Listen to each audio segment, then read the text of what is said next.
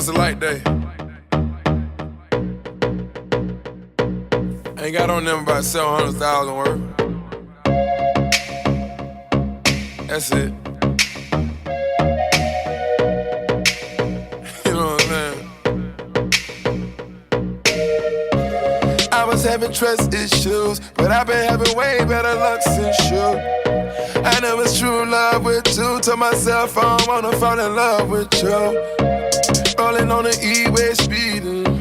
Friday just started the weekend. XR texting you responding. We gon' go crazy with this money. We do hot yoga 92 degrees. Can you stretch it out for me? I got somewhere to be, but it's hard to leave. Today is September 11th, the year of our Lord, 2020. And I am not having fun.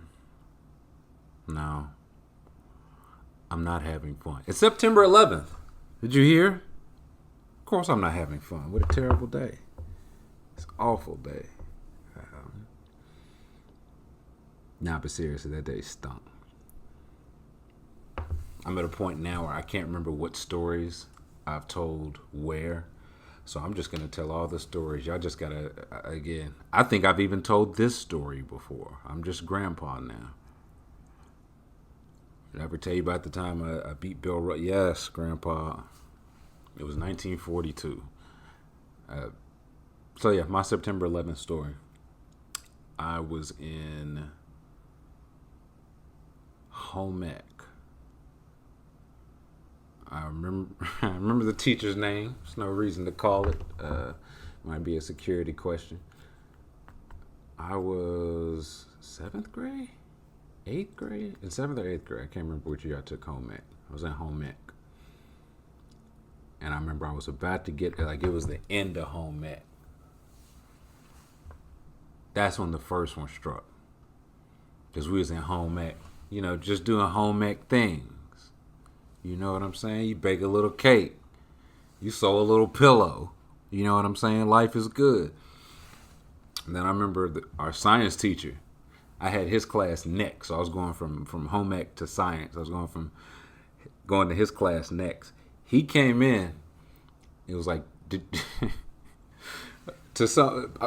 of course, paraphrasing. This is a long time ago now. Wow.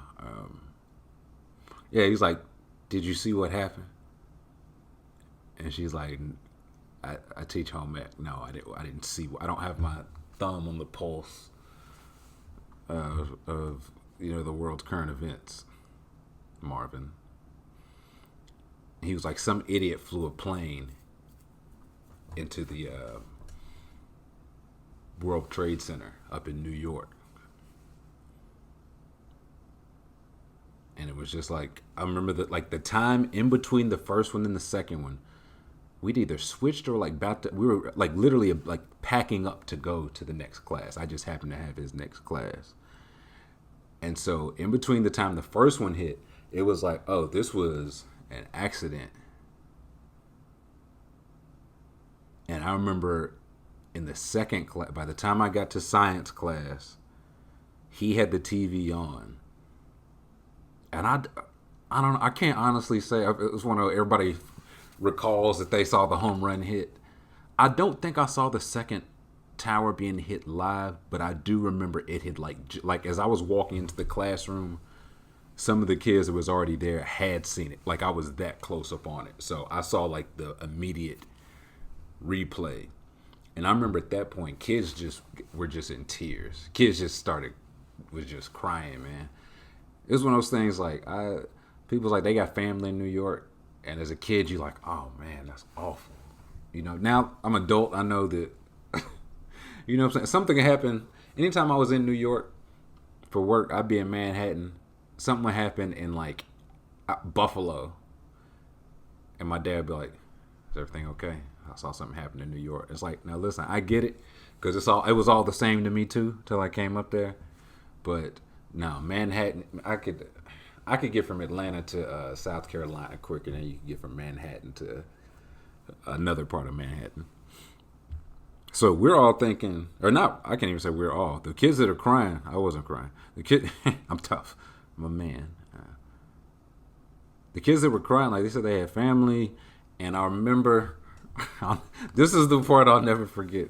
The same science teacher was like, some idiots ran a plane into the building. After the second one, it was like, okay, that wasn't a fluke. And he was like, he said, these fuckers just started World War III. And I remember the kids that was like just burst into more tears, man. I just remember thinking, what a terrible, read the room, man. What a terrible thing to say to some like 11, 12-year-olds. And so kids were in hysterics. So it was clearly like no class that day. I remember the rest of my classes that day. People was getting pulled out of class. They thought it might be, you know what I'm saying, they were going to hit more cities than just New York. They thought they were going to start hitting random cities, so people was pulling their kids out. Not me. No, Withers did a full day at class. My mother was very certain that New York's incidents had nothing to do with any of my business. But yes, that is my obligatory September 11th story, only because it is exactly September the 11th. That is kind of wild that it was a long time ago, man. That was 20 plus years ago, and I saw it happen, and it still don't feel real. But some people say jet fuel don't melt steel beams. You know what I'm saying? Who are we to say? But let's get into it. Last week was Session Sheesh. Hope you guys enjoyed that. That'll be coming intermittently. I don't want to get it on like a schedule. It's really when I can get people to commit to getting drunk with me. So hopefully you guys like that. I got a couple more in mind. Haven't reached out to anybody, but if I can get some yeses on those, I think you will enjoy those. But first thing I wrote down, and again I'll try to interweave some of the questions because it's been 2 weeks without questions, so got plenty of questions. As of now, there are 4 playoff teams, 4 NBA playoff teams that needed or will need a new head coach. Brooklyn Nets, now they had a vacancy as a playoff team, filled it. The Indiana Pacers still have a vacancy. Philadelphia 76ers still have a vacancy. The newest one, Oklahoma City, the Thunder have a vacancy. And that's, man, oh man, as a coach, you talk about a good spot. They got like young talent, old talent, assets, a loyal fan base. You know what I'm saying? Presti's not perfect, but he's a good GM. He turns a lot of nothing into something. So when you give him something, he usually does. He drafts a couple MVPs, not 3 though. And again, this don't even include maybe Milwaukee and maybe Houston. Right? Like again, I'll keep saying Houston just because it's one of those things. You ever note like how rare it is they point out when a coach goes into the last year of his deal. I feel like I've heard this from Mike D'Antoni. I feel like it was like he can't go into the last year of his deal. He's about to go into the last year of his deal. He's in the last year of his deal. So it does feel like one of those things. If you get into the same as Billy Donovan, you get into the last year of your deal, something's probably not adding up on both sides. So I'm still including Houston there. Nuggets, I don't think there'll be any changes. Clippers, I don't think there'll be any changes. Lakers, unless they blow, they're currently up pretty big to go up 3-1 here. Unless they blow that lead, unless Frank Vogel just gets embarrassed, I imagine he'll be back, rightfully so. On the other side, Nick Nurse is going where Brad Stevens is always on the hot seat, literally. Spoelstra is going nowhere. And Milwaukee is very, I think that's a very attainable job to say. But I want to back up to before their season was even over. Right? Because online, guys, people were telling me all this stuff about Malcolm Brogdon. right? Like I'm sitting here, we're all watching the Bucks get absolutely rolled. Like it was a gentleman's sweep, but the Heat were clearly the better team. I won't say like they didn't, you know what I'm saying? It wasn't 4-0 sweep, largest margin of victory ever. There were some tight moments. But if you walked in not knowing who was who, you would be like, okay, no, Miami was supposed to win, and they won. So, people, and let me clarify. When I say people, like again, so many people send me so many terrible opinions. It stopped being fair to like take one and be like, people are saying. But now, if I get to a point where multiple people, like at least 3, have the same exact opinion, that's when I like pick one to engage with, and that's when I'm like, what am I missing here? I'm usually not. Sometimes I am, but I wasn't in this case. So when I say people here, I'm talking about multiple factions, different factions. One faction said Malcolm Brogdon like was never good, like just was never good, which that's just objectively not true. Like he was rookie of the year, came in immediately, had an impact, got better every single year. And by the time he left, he was a 50, 40, 90 shooter that could create for himself and others a little bit and defend multiple positions. That's not to say he's, you know what I'm saying, Kawhi Leonard locking down anybody, but multiple, like he's a big guy. You know what I'm saying? He's a good defender. So one, to say that he wasn't good, isn't good, that's just not true. 2, to say he wouldn't have helped this series, that's just not true. Like Bledsoe, again, a baby boy, but he shot 33% from the field this series. You don't think a 50-40-90 shooter could have helped that? As a team, they shot 33% from 3. George Hill, who couldn't miss from 3 during the regular season, during this series, 33% from 3.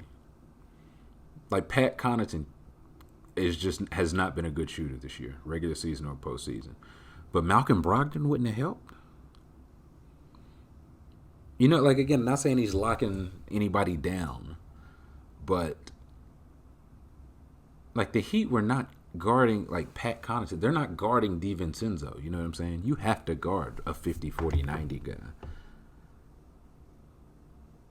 And Brogdon, he's I think 6'5", 6'6", 230. I looked at 230, 6'11" wingspan, and he couldn't have helped defend against a team with like Dragic, Harrow, Nunn, Crowder, Robinson, Iguodala, Butler. You know what I'm saying? All those kind of like like-sized guys. Anybody but Bam, pretty much. And Olenek, right? So he wouldn't have helped at all. Like one game in a 5-game series, one game was won at the buzzer. A different game went to overtime. A different game, the Bucks went to the fourth quarter up 12 points and lost the game by 15 points. They got outscored 40-13 that fourth quarter. And a completely different game saw Eric Bledsoe and George Hill combined to shoot 3 for 20 from the field. That's 4 games of a 5-game series. Malcolm Brogdon couldn't have helped in none of them, man. Like that's bad. Like that's just not true. And it was some Bucks fans, like they talked themselves into, you know, it's like, well, we were getting rolled no matter what. I don't disagree. When you lose again a series like that, you probably were going to get rolled no matter what. But boy, oh boy, having Brogdon making some shots instead of Bledsoe making no shots, I feel like it would have helped. And the Bucks are in a tough spot. Like obviously Giannis, but going into last offseason, I'm gonna toot my own horn here. The Bucks had Bledsoe, they had Malcolm Brogdon, they had Chris Middleton and Brook Lopez, all hitting free agency. And they could not walk away empty-handed. Could not. But Brogdon was a restricted free agency, so I know right there I'm not walking away empty-handed. Worst comes to worst, I'll just keep him. I have a say over that. right? So they signed Bledsoe early because I'm guessing he was the one of the four that took the contract they offered. I think it was 5 for 70, 4 for 70, and I'll say this: it's worse ways to spend that money. Like, he's still a great defender. He is just not somebody you want like handling the ball or relied on for offense in the playoffs, right? $15 million a year. Is it pricey for that? Yeah, it is. But again, it's Al Horford still got like 75 of them things coming. You know what I'm saying? Like, Bledsoe can be part of the best defense ever, but he just not a shot maker. He's not a good shooter. They leave him alone. He had 2 straight postseasons. He hasn't made those shots. And at the time, I also said I would have picked Brogdon over Lopez because I think Lopez was 34 and I think Brogdon was 24. So, 1, I'm picking the young player over the old player.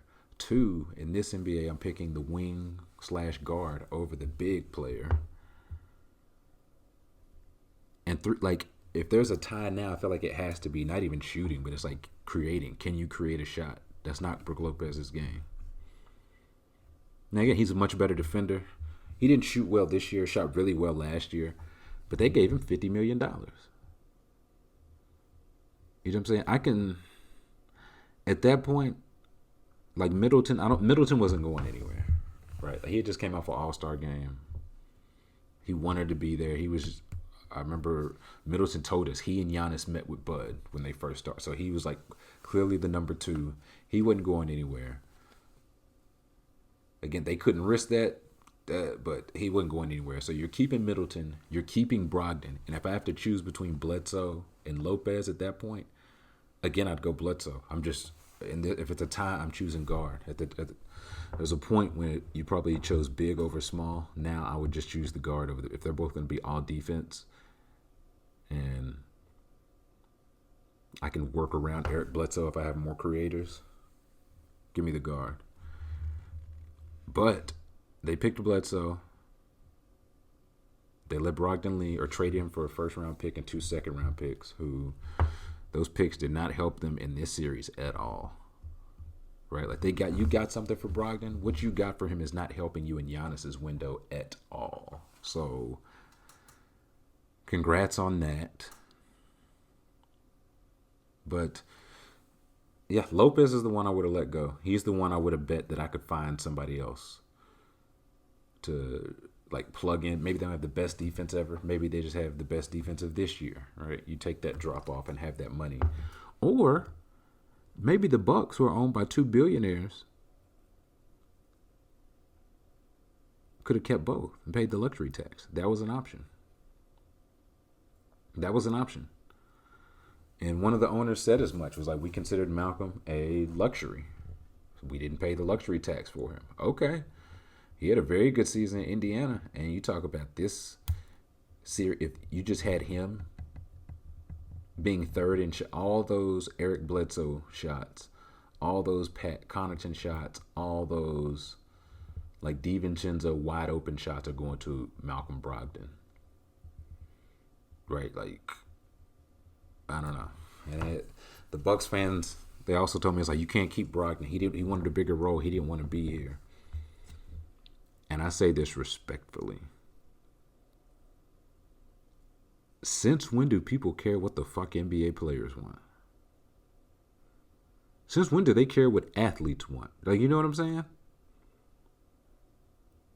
The NBA is the only sport where people care if the players are happy, which, if I believed it to be true, I'd be like, that's a good thing. But they don't really care. You know what I'm saying? Like, if you keep Malcolm Brogdon and he's unhappy, quote unquote unhappy, what's he gonna do? Right? Like, maybe you trade him at that point, but what's he gonna, like, Malcolm Brogdon just, like, I think grew up, I know he's from Atlanta. I don't know if he was like parents went to like Morehouse and Spelman, like just a really smart, like well thought of guy. Like, he just not a team wrecker, like just not one of the negatives for him. And that's not to hold that against him, but that's to say, listen, you're restricted. You at the very least, if I'm the Bucks, I keep them all for 1 year. Now, after this year, if we lose this year with Brogdon and Lopez and Bledsoe and Middleton, at that point, it's like, okay, Maybe I don't want to pay the luxury tax twice for a team that showed it could not get it done. I don't think that's unreasonable. But they did not go into the luxury tax. And you hate to hear it, man, but it's shades of Oklahoma City, man. Shades of Oklahoma City. Chose Brooke Serge Ibaka Lopez over Malcolm James Harden Brogdon. Now again, neither of those guys are the talent of those guys, but the Bucks also don't have two other MVPs. They have one other MVP. Numero uno. And at the time that other one left, MVPs leaving ranked. It wasn't really a thing. Not named LeBron. Now, that's just kind of the sport. So, and yeah, I don't want to make light of it. But again, if Paul George, they were like, you can't keep Paul George in Oklahoma City. He asked out. What if he's unhappy? What you mean, what if he's unhappy? Like, what are you talking about? Like, when has any employer ever cared, like, that the employee's happy? And that ain't just basketball. You look at Yannick Ngakoue, the defensive end for Jacksonville. He played his first 4 years and made $4.6 million combined over those 4 years. He just got traded to the Vikings. He gave up $5.7 million to be traded because he was unhappy. Like, the amount he gave up was more than he had made in his first 4 years. He went from, I think, close to $18 million to $12 million. Now, again, still a big jump. But when you have a chance to make that 18, that's like 4 times what you've made in all 4 years. They ain't care. He was arguing with the owner on Twitter, the owner's son on Twitter. Ain't nobody care he was unhappy. People don't care if athletes is unhappy. Kevin Love was about to put his general manager in the torture rack. And he been open about his struggles with mental health. Nobody cared. Baseball, they'll dick around with your service time. Right? Baseball, you get 6 years service time. So what some teams do, they will wait 2 weeks or so to delay the start of your service time. So you end your 6 years with like 5.75 instead of 6. At that point, you have to play a whole nother year for them. And you don't get unrestricted free agency until 6.75 years, if that makes sense. So they do that. Chris Bryant's good, dude. I think Chris Bryant won an MVP. They won a ring, and they dicked around Chris Bryant's service time. He been mad for 6 years. Like, what happens if Paul George is unhappy? Like, you know what I mean? What does Malcolm Brogdon being unhappy in Milwaukee look like? Because last year he took 12 shots a game in Milwaukee for a championship contender. This year he took 14 shots a game for Indiana, a team that got rolled out of the first round. So was he unhappy or was he unpaid? You know what I'm saying? It's not to say he wouldn't have been unhappy, but it's like, boy, oh boy, making $20 million a pop.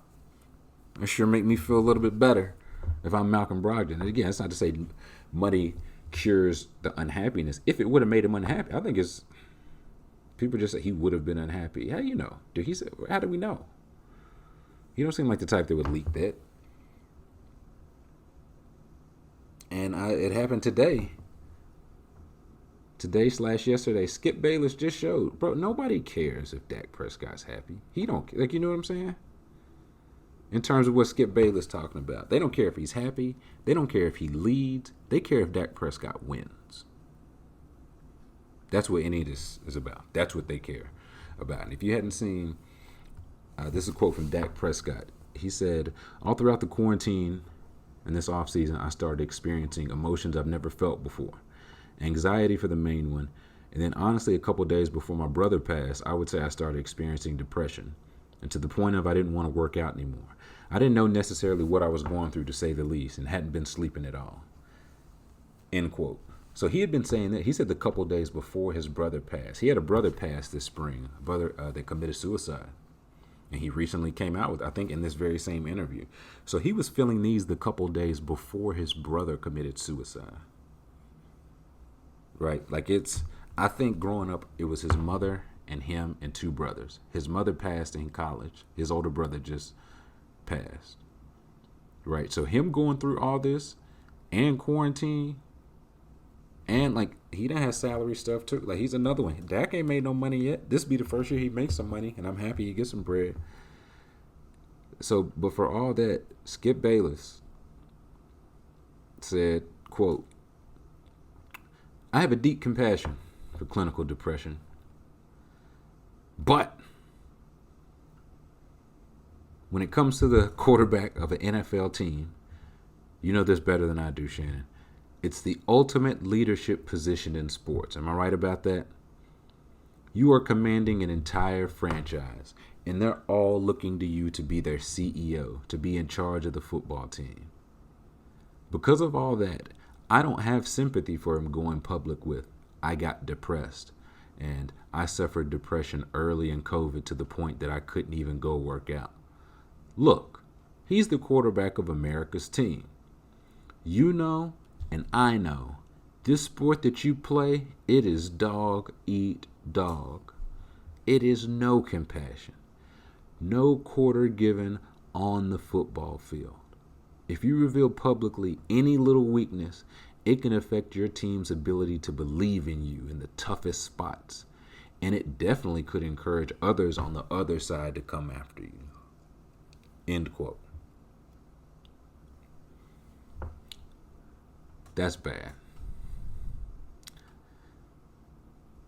One, that's bad. Two, that's not having deep compassion for clinical depression at all, Skip Bayless. It's quite the opposite. Like, and again, I say these not joking.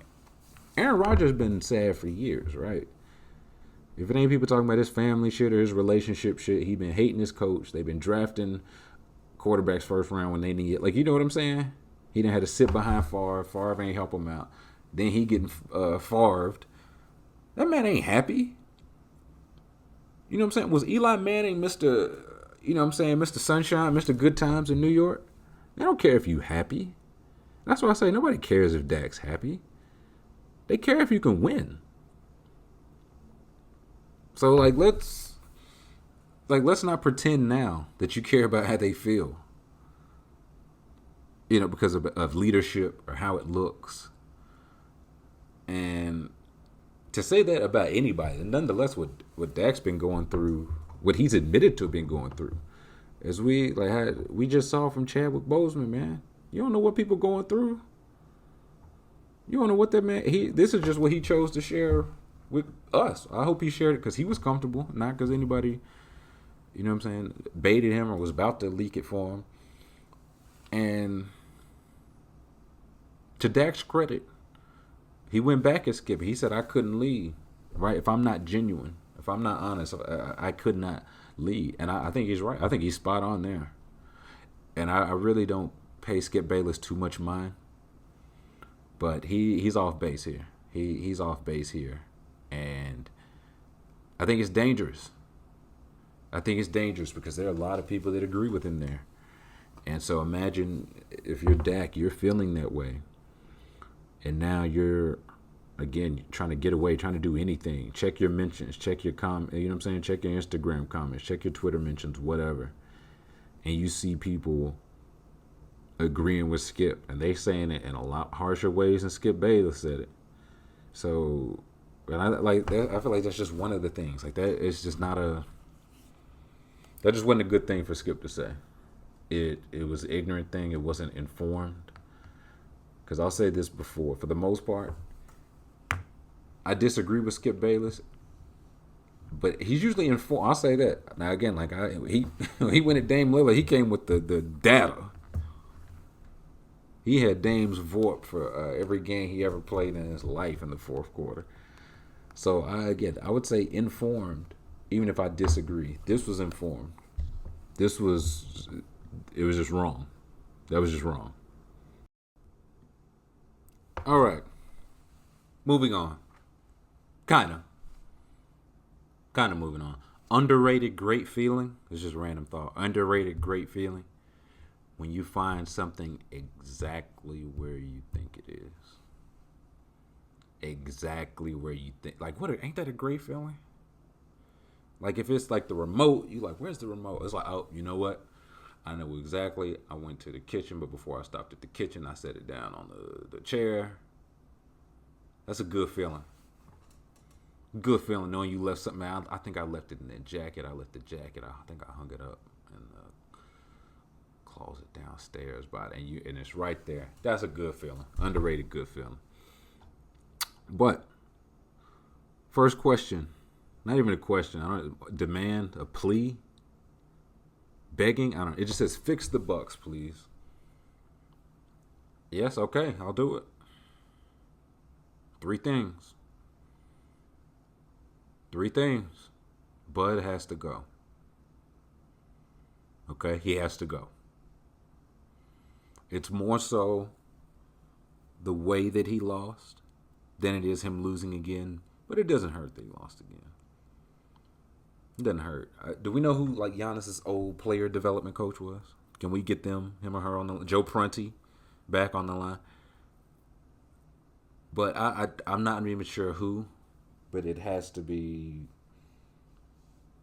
a change, man.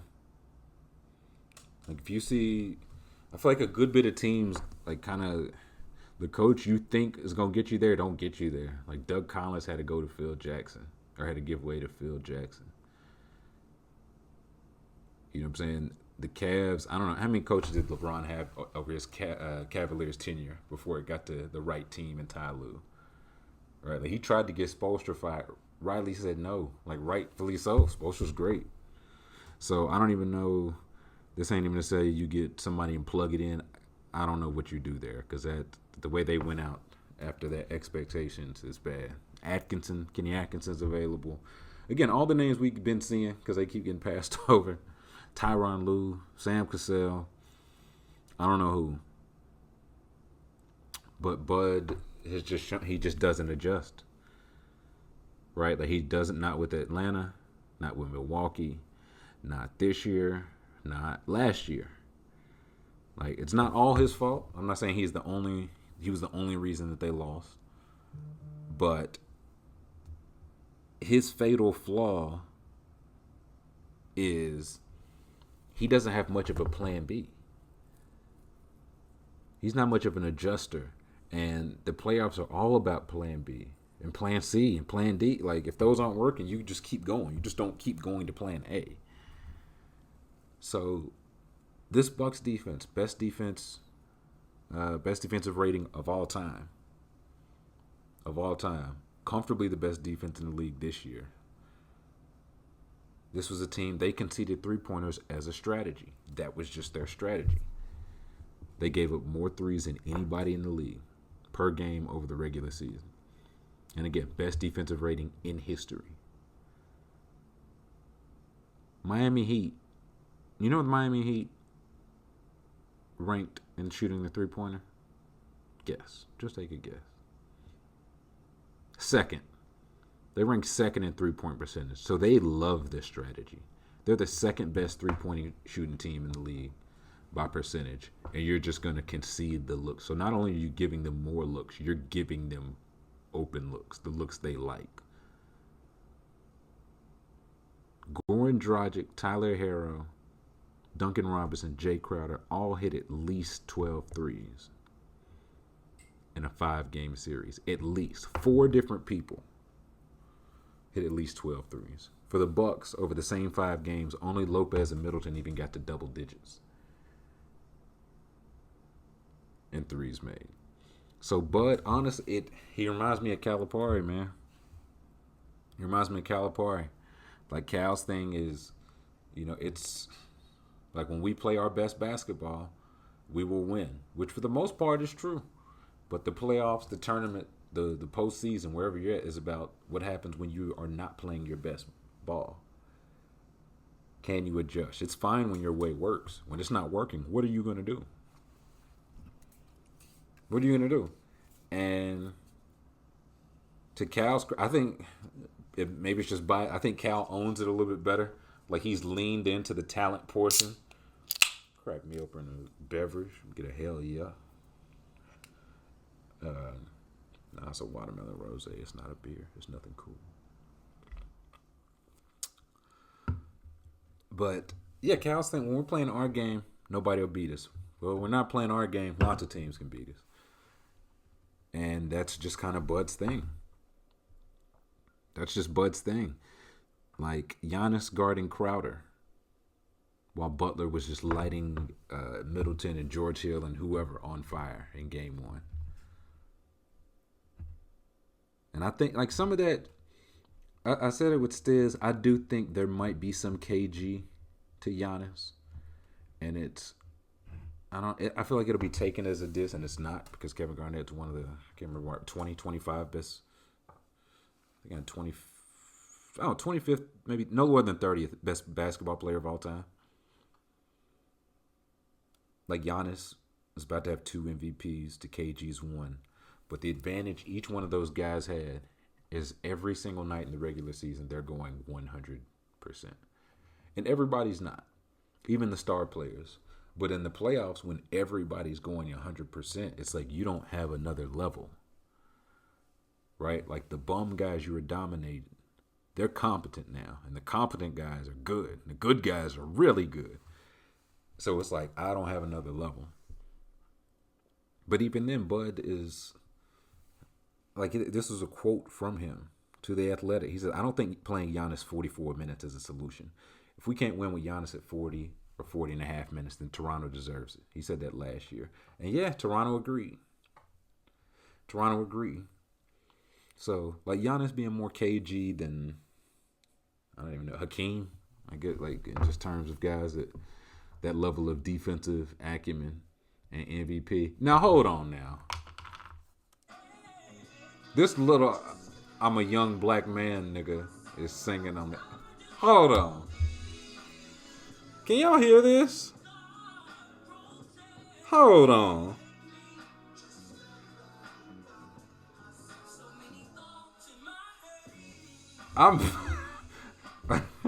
I'm very upset. All right, Doug. Kedron Bryant, that nigga be singing, boy. But I'm a young black man, dude. I can't believe it. All right. I lost my train of thought. But yeah. Giannis being more KG, I don't think that's Bud's fault. The Buccaneers letting Brogdon go to stay under the luxury tax, I don't think that's Bud's fault. Him not making adjustments in game to his personnel, to his strategy. Yeah, that's on him. And at this point, you got to do something radical, man. Like keeping him for a third straight year after these first 2 is radical. Firing him is radical. I would err on that side of the radical. Unless, of course, you talk to Young. If he wants him to stay, he like, you willing to stay with him? You gonna sign the contract he signed, big dog? Outside that, I think he has to go. That's my first step. 2, it's been mentioned a lot, but I do think it would help. Chris Paul would help. Chris Paul would give this team a lot of what they need. And I'm not really in the business of trading old for young, because, again, you just did that with Brogdon Lopez. But, hell, why stop now? Because Bledsoe, he's not a shot creator. And in the playoffs, he's not really a shot maker. You know what I'm saying? So I worked out the money. Bledsoe, George Hill, and Ersan Ilyasova for Chris Paul works.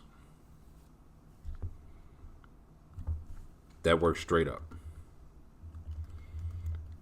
I would add in the 2020 pick you get this year from the Pacers for Brogdon. Add in the 2021 Bucks pick next year.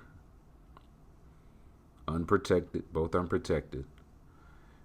And I think you have a deal. I think both sides can see the framework. Because the Bucks, like, they're trading depth. Because the Bucks had bodies. They had bodies, but they you need creators. Right? Like the NBA, we keep saying the postseason, your depth matters less and less. Feels like the further you go along, your depth matters less. So You make that trade I just listed, you would still have Giannis, you'd still have Middleton and Chris Paul. That's your big three. That's three All-Stars, right? Chris Paul made the All-Star team in the West. He'd make it in the East. That's 3 All-Stars, multiple creators. You'd still have Brook Lopez for your defense. You'd still have options to bring back Robin Lopez. You could bring back Wesley Matthews on an option, DiVincenzo, Pat Connaughton, Korver if you wanted to. But buyout guys, they've gotten Korver this year, Korver I think last year, Marvin Williams this year. So you could find a couple of those guys, and that would be your core. That's your core 8-9. Sign a couple guys, that's your core. That's what you're rocking with. Because when it came down to it, off of Giannis, you would have Middleton and Paul, 2 guys that could create, and it would hurt to lose Bledsoe. It would hurt to lose Hill. Those picks, Ilyasova, he's to make the money work. But they've got depth. They have to trade 3 for 1, 4 for 1, whatever it would take. And if you're the Thunder, you turn Chris Paul into a younger, again, you go old for young. You get a Bledsoe, Shai Gilgeous-Alexander backcourt, which is extremely intriguing defensively. Extremely. Right? You've still got George Hill. I feel like he could fit it right in there with what they got going on as another guard. Or they could flip him for something. Ilyasova's final year of the deal, whatever. And for all the future picks that the Thunder have, they only have 1 for this draft. So if you give them the Bucks pick, they'd have 2 for this draft. But the pick next year would give them 3 for next year's draft. Next year's draft is supposed to be the good one. So you give them 2 this year in a mid-draft. Maybe they can flip that, move up or do whatever they want to do. But next year, in the good draft, you give them 3. And also, if I'm the Thunder, I'd ask for DJ Wilson. Just because I feel like he got buried in Milwaukee unnecessarily. Because he's not a shooter. They want to go all shooters. And when the shooters don't shoot, it didn't work. So that's the trade I would make. If I was that's what I'd offer. Bledsoe, Hill. Now, of course, I would try to get them to take Brook Lopez. They're just not taking Brook Lopez, probably. Right? I'd rather keep Hill, honestly, than Brook. I'd just keep the guard. Knowing that I have Giannis to play, I'll find another backup center. I can find those minutes. You can find center minutes. But, yeah, Giannis, Middleton, and Chris Paul in the East. He gives them, when they just couldn't get anything going, Chris Paul would have made something happen. He would have made something shake. And the Thunder, again, you can still go that 3 backcourt because Bledsoe and Shai can still defend for Schroeder. Schroeder and Shai, ideally spacing off of Bledsoe. Bledsoe and Dort is clamps, dude. Now, they're not going to get guarded at all. But I say this. For Lou Dort, for somebody that can't shoot, what did he have in that game 7? 30? 25, 30? You know what I'm saying? I'm waiting for Eric Bledsoe to have that. So, and Lou Dort was undrafted, so I think it's some potential for him to not always be that way. But you talk about clamps. If you could just even put 3 shooters, don't matter what position, around Bledsoe, Dort, and Shai, that's a lot of length, man. Defensively, you could do a lot with that. So that's the second thing I would swap out. And the third thing, this might go into the coach, but even then, just by theory, strategy, / personnel, you got to get better shooters. The Bucks took a lot of threes. They didn't make a lot of threes. They took the 4th most threes in the league. They made the 18th most. All right, so taking a lot and making a below average rate is not good. Now, Lopez had a down year. I think he was in 30, 31. He probably won't be that bad next year. Giannis, I feel almost about Giannis like Embiid. If you're not going to master it, if that's not going to be the only thing you commit to this summer, you should probably just eliminate it from your game. Because when people see you take it, they don't care what happens. Like, you would just be so much more efficient if you just stopped taking them all together. But last year, Bledsoe, DiVincenzo, Matthews, and Connaughton all hit between 33 and 36%. So below average to average. That was a third of their team's attempts. Like, a third of your team's attempts are going to mid shooters. Corv and Middleton were plus shooters, of course, with Hill, Ilyasova. But, like, Robin Lopez, non-shooter. So you have to get better shooters. It seems almost obvious, but it didn't work out that way. And you can get, like, if you have some second rounders, 76ers traded second rounders for Alec Burks and Glenn Robinson III. So you can get creative, find like Reggie Bullock, Wayne Ellington, a couple guys up in New York you might could get for a second round pick. Unrestricted guys like Bryn Forbes, Myers Leonard, like Mo Harkless, a couple guys you think will be able to hit an open three off those guys.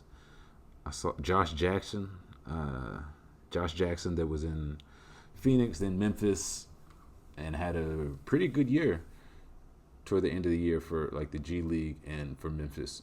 Like, you're gonna need like a rehab project off that Bucks bench, because again, you're trading your 3 or 4 for 1. Or, and again, this might go into what a new coach would do, or you just don't shoot as many threes. Those are the options. Don't shoot as many threes or get better shooters. So, next question. AW says, what are the best Giannis fits that aren't being talked about? No Warriors, Heat, Raptors, Mavericks, etc. Okay, so none of the good ones? None of the cool ones, AW? Bet. Okay, if I'm being honest, the things I'm looking for. One, well, like, in terms of like realistic, I'm not going to put myself inside his head. Nobody knows what he wants. Who's this SoFi Stadium? Where they playing at? Oh, that's the LA Rent. That shit look good. I'm watching a football game now. That stadium look incredible. So I'm trying to keep him in the East. If I was a star, I would just stay in the East. Jimmy Butler was like, man, I tried that West shit. Now I'm in the conference finals. I would go to the East. 2, it has to upgrade his current situation. Right. And what I mean by that is it can't be like Kawhi and Paul George are linking up to go somewhere.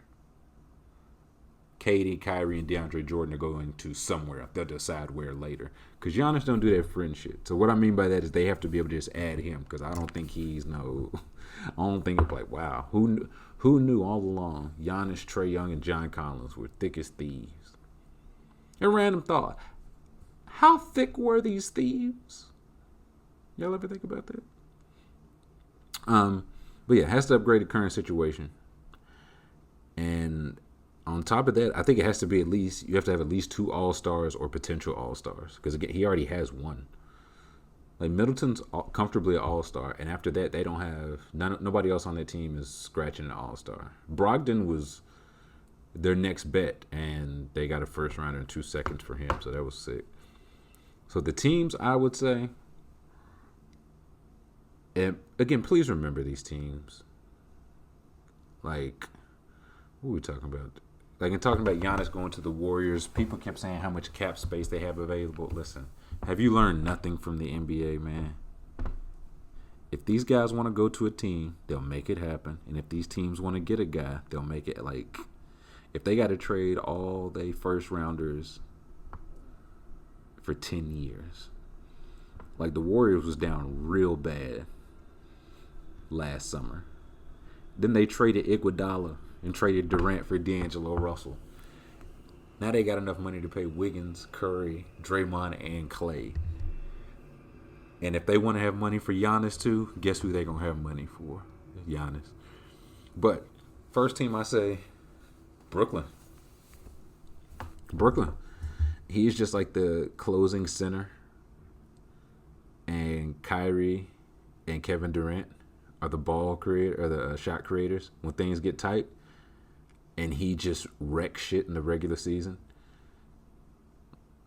like Durant. I mean, Durant, when he's healthy, he shows up regular season. Kyrie sometimey. Giannis shows up every night. But for the playoffs, those guys have another level to go to. And Giannis, like if he, again, all three, they can be, it's like we ain't even got to be friends. Y'all two weirdos. I'm just going to do my thing over here.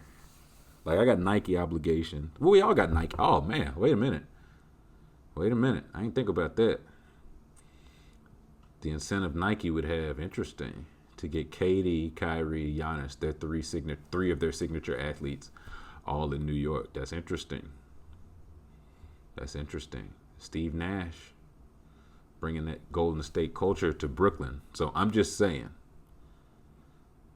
it's just one of those, like, it's just way too early to try to think about it, like, logically.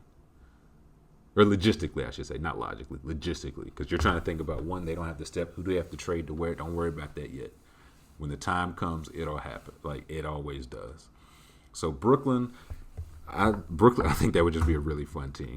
2, here's the thing. Brooklyn, people be mad at him. If he joined other stars, people would get off KD's case. I think they'd get on Giannis's case.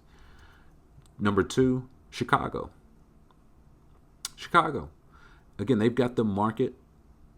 Like we keep hearing that they've got the market. So the jump from Milwaukee to Chicago would get them to the 3rd biggest market in the country. Like there's a solid team around him now. Like Levine is a creator. Levine and Kobe White.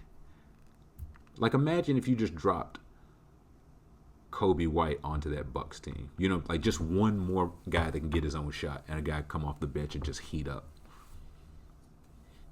So yeah, you put him with. Now I think the thing there, it depends. Like they don't have any all-stars now, but I think Levine can get there. Like I think Levine, maybe as soon as next. Like it was after Bill, it was probably him this year in terms of guys that would have got voted in. It depends on how you feel about. I'm pretty high on Wendell Carter Jr. Other people are higher on Lauri Markkanen. So if you think one of those guys has all-star potential, which I don't think it's great. Again, I could see Wendell Carter Jr. making an all-star team. Bro, Kyle Korver and Jeff Teague made one. Like, you know what I'm saying? But it's one of those, if you're pretty good for a good team, you'll make the all-star team. Yeah, you'll make. So I could see Lauri Markkanen making an all-star team. You put him off Giannis. Maybe just keep all 3 of them, man.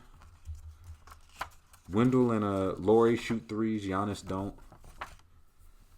And when it's closing time, Giannis just guards Jay Crowder like it's always ever been. No. But I don't hate Chicago there. I don't hate Chicago. I don't think he would do that. Just that feels like one. However he makes his choice, I don't think it's gonna be nothing that could be perceived as like ripping Milwaukee's heart out. Going to Chicago, that's a tough scene.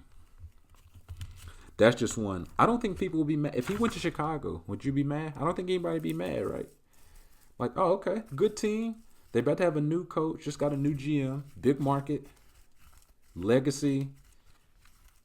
Like, you know what I'm saying? You know Nike would cook up some ads for Giannis in Chicago. And it's like, well, they didn't have any All-Stars when he went there. You can't say he just went to a stacked team. So I like Chicago for him. 3rd team, it violates my first rule, but I think this is probably just the most fun one. Denver, man. It's Denver, and here's why it's fun for Denver. Here's why it's potentially fun for Denver. Not just because Giannis would be playing for the Nuggets.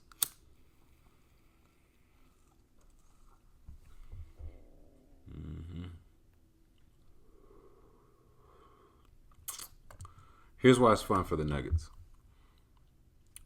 Giannis has 1 year left on his deal, right? Michael Porter Jr. has 2 years left while he's cheap. Right? So Gary Harris and Will Barton would either have to be a part of the trade package or shipped elsewhere. But you can listen. Gary Harris is having a good series. Like they're losing, but Gary Harris has played well. when he's healthy. Will Barton, I'm trying to see. I know he didn't play first. Did he opt out? He may have just opted out of the bubble. But again, he's another both of those guys are movable. If not to Milwaukee, but they're movable. Next year, Jokic, Murray, and Porter would be $61 million combined. You follow me? For the 2021-2022 season. Because again, next year is the third. You have to do all this while Porter's still on the rookie deal. Boy, they showing these baby pictures. Mahomes' head big as hell, boy. Good Lord. I gotta text that to somebody. Mahomes' head. Big as shit, ain't it? That was funny to me. So, yeah, it works because MPJ would have to be on his rookie deal. Jokic, Murray, Porter, 2021-2022 season make $61 million combined. 61 combined for those three guys. For comparison's sake, in the same year, 2021-2022, Russ and Harden will make $86 million. To Denver's three making $61 million. Al Horford and Tobias Harris will make $63 million combined that year. You know what I'm saying? And Embiid, Simmons make 62 combined on the same team. Wiggins and Draymond, 55 on the same team that Clay and Steph are both making like 75. So if you could, like, we will give you our every first round pick. If you want Gary Harris Barton, that'll be the only thing. Because the dream would be, I don't care if it's those four and bare bodies after that. If you could get Jokic, Giannis, Porter, and Jamal Murray together, you would have to do it. And like Torrey Craig's your fifth dude. Listen, Jokic and Giannis are crushing the boards. Crushing the boards. Jokic is spacing for Giannis in the front court. He creates so Giannis doesn't have to. Jamal creating off Giannis would be absurd. Imagine Jamal Murray in the Eric Bledsoe role. Like, just think about that. Think about how cool that would look. And then Michael Porter Jr. is still there because, again, he's still cheap. And because he was picked late lottery, he'd still be pretty cheap. Like, if they could work, roster-wise, they wouldn't have anybody else on there. So financially, it works. And again, logistically, please don't hit me with that right now. But Denver feels like the easy choice. My underrated choice, though, next choice, Memphis. Listen, that's another one. If he goes to Memphis, nobody's mad. Everybody likes Ja Morant, except Mush. Everybody likes Jaren Jackson Jr. If he goes to Memphis and plays off of, you could keep Valanciunas play the same 20 minutes. He's the rebounding Jaren Jackson Jr. refuses to do. Jaren Jackson spaces the floor because Giannis refuses to learn how to shoot. Ja creates off the dribble. Like Valanciunas in that Brook Lopez role, not like 3-and-D center, but just in terms of like, no, there's 20, 25 minutes depending on the matchup for him alongside Giannis, and maybe even Triple J too, depending on how many threes he's shooting. Brandon Clark and Dylan Brooks defending, and again Giannis going in the old Vancouver jerseys. Oh baby, and again nobody gets mad at him if he goes there. And the last one, New York, the Knicks. Of course, I got to give y'all some hope, you idiots. Now, after I get the bag from Mackenzie Bezos, Jeff Bezos' wife, I've long said I'm going to, or if she wants to, like Jeff Bezos wants to be cool. He is not cool. If Mackenzie Bezos wanted to do something cool without even trying to be cool, she would just buy Madison Square Garden and the Knicks from James Dolan. Just run them competently, right?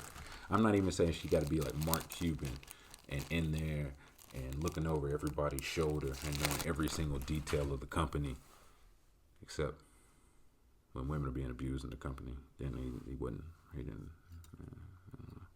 They didn't copy him on those memos, apparently. But I'm telling you, I buy them. Like, I don't know how much.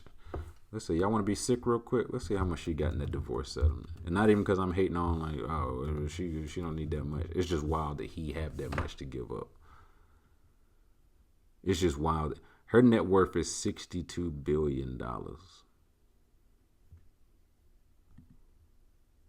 $62 billion.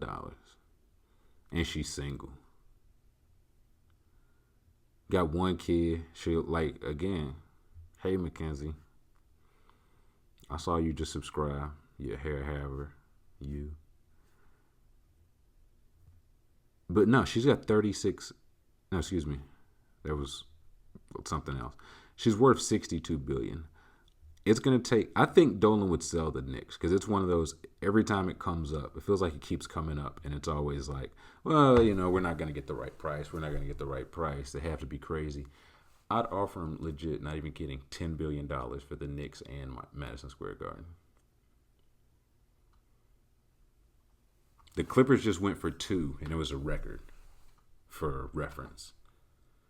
But listen, he could sell the Knicks and keep MSG and still be good. But the point of me having the bread would be to get both.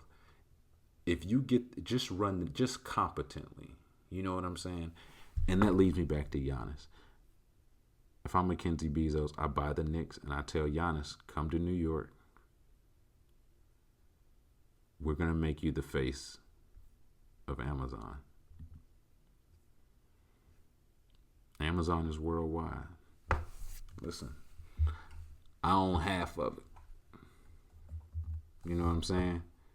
I got all these billions. It wasn't by Amazon making deliveries from, you know what I'm saying, Washington to Missouri.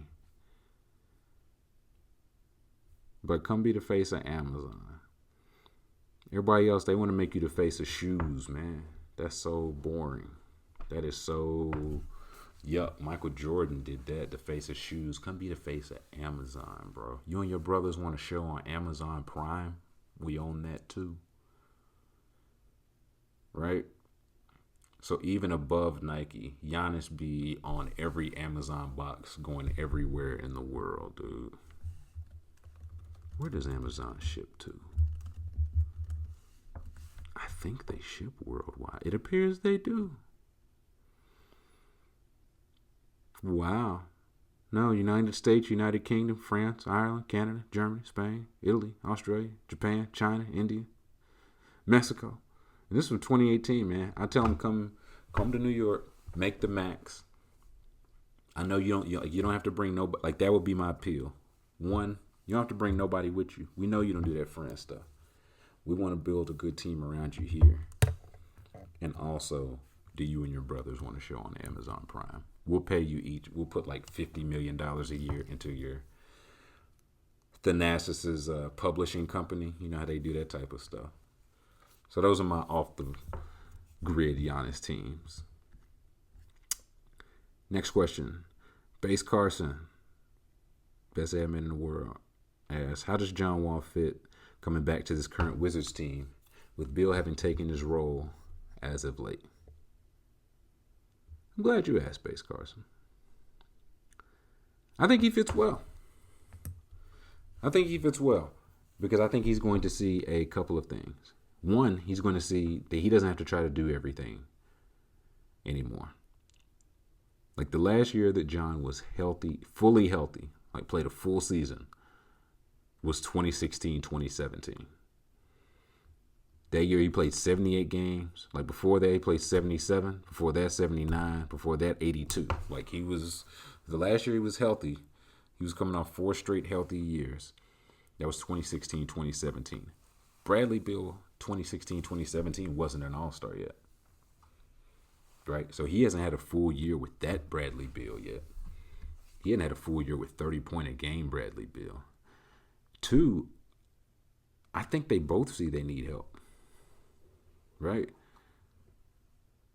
Like when Wall was the best player, the star, or whatever, they made the playoffs but never got past the second. I think it was that they never got past the second round and never won 50 games.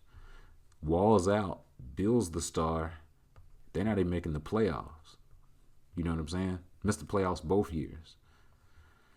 So I think another thing that's going to help, like, I feel like they admitted that there was some there was some sort of tension. They weren't friends. And it sounds like that's gone, right? Like, I know John lost his mother, I think, at the end of last year. And I saw an interview. He said Bradley Beal was one of the first people that called him, right? Like, he was there. They were protesting in the streets with each other. You know what I'm saying? They didn't lie to us. We believed them when they said they was beefing. So I don't think they lying now. Like, if they say they're good, I think they're good. Right? That's not to say it makes them better basketball players. It won't hurt, though. I think another thing, there's some stuff on that team now. Like, again, 2018, 2019, like last season, that's the last one John played at all. That's where he ended up having the surgery halfway through the season.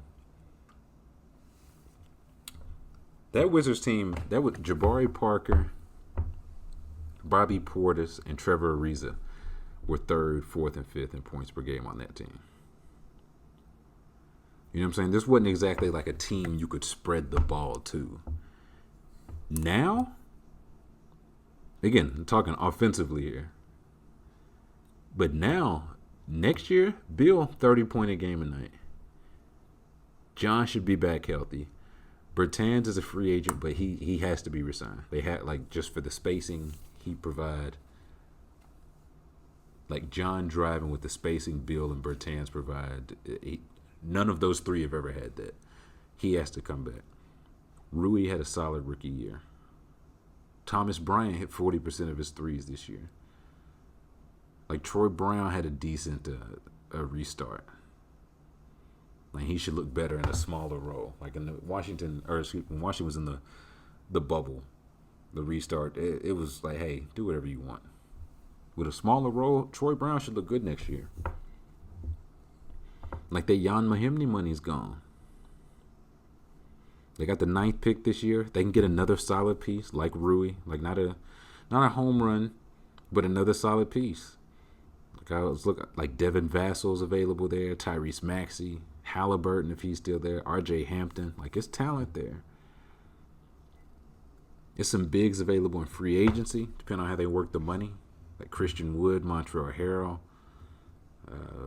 Clint Capella is a big. I think maybe I just want him to be available. Miles Turner. Like, I think that there are bigs you could shoot for, and the free agent bigs you can always find. And next, I think I won't say the Achilles was good for him, but I do think it. Like, he was out for heel surgery, and while he was out for heel surgery, he tore his Achilles.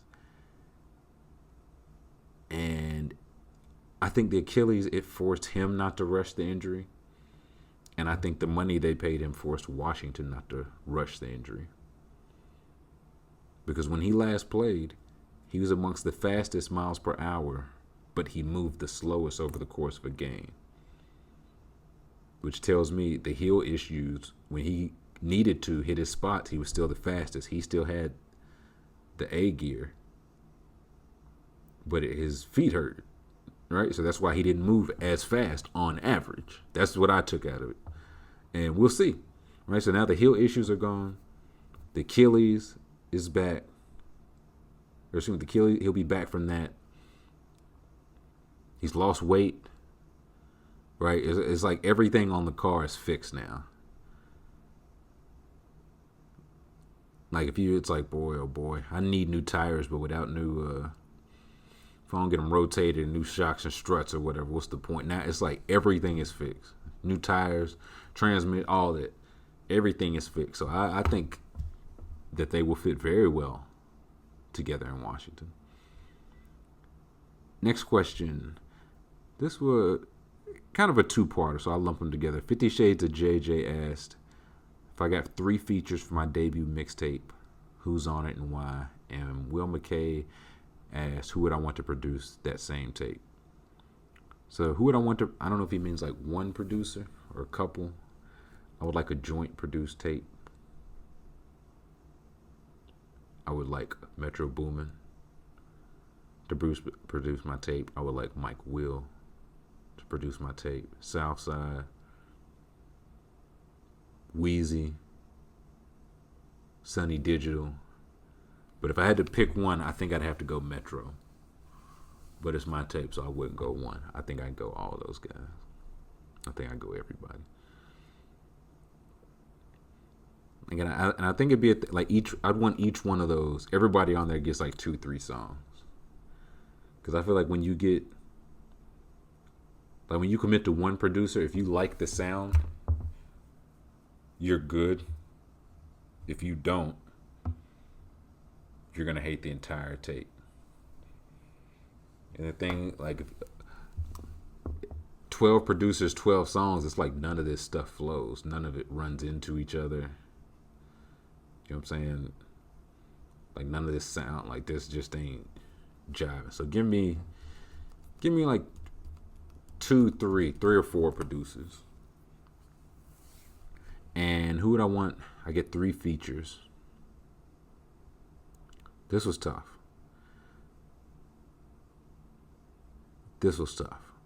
But I think I've got my 3 features. First, the honorable mentions. The honorable mentions were Lil Baby, Future, and 2 Chainz. Those are the honorable mentions. Because those are guys, they don't normally miss on a feature. But they also do enough. Yours could kind of be lost in the shuffle. You know what I'm saying? It's like, oh, another Fire Baby verse. Sick. So those are my honorable mentions. He didn't quite make it. Avery Storm and Patrice Rushen for the singing side. Nobody's mailing in a feature there. I don't know why Avery Storm I don't know what happened, man. He made some beautiful features. Patrice Rushen, just one of the legends. So, the people I would pick. Sada Baby. Sada Baby is the first person I'll have on my tape. For many reasons. 1, he's a good friend. 2, he's a great rapper. He's a great rapper. And 3, he's a very, very, very good candidate to say something in the song that can be cut up and used in a TikTok, right? That'll go viral. That'll get me a bunch of streams. Or also do something fun, like dance, hopping out of an ambulance in a video, right? That'll get me some clicks. So Sada is number 1.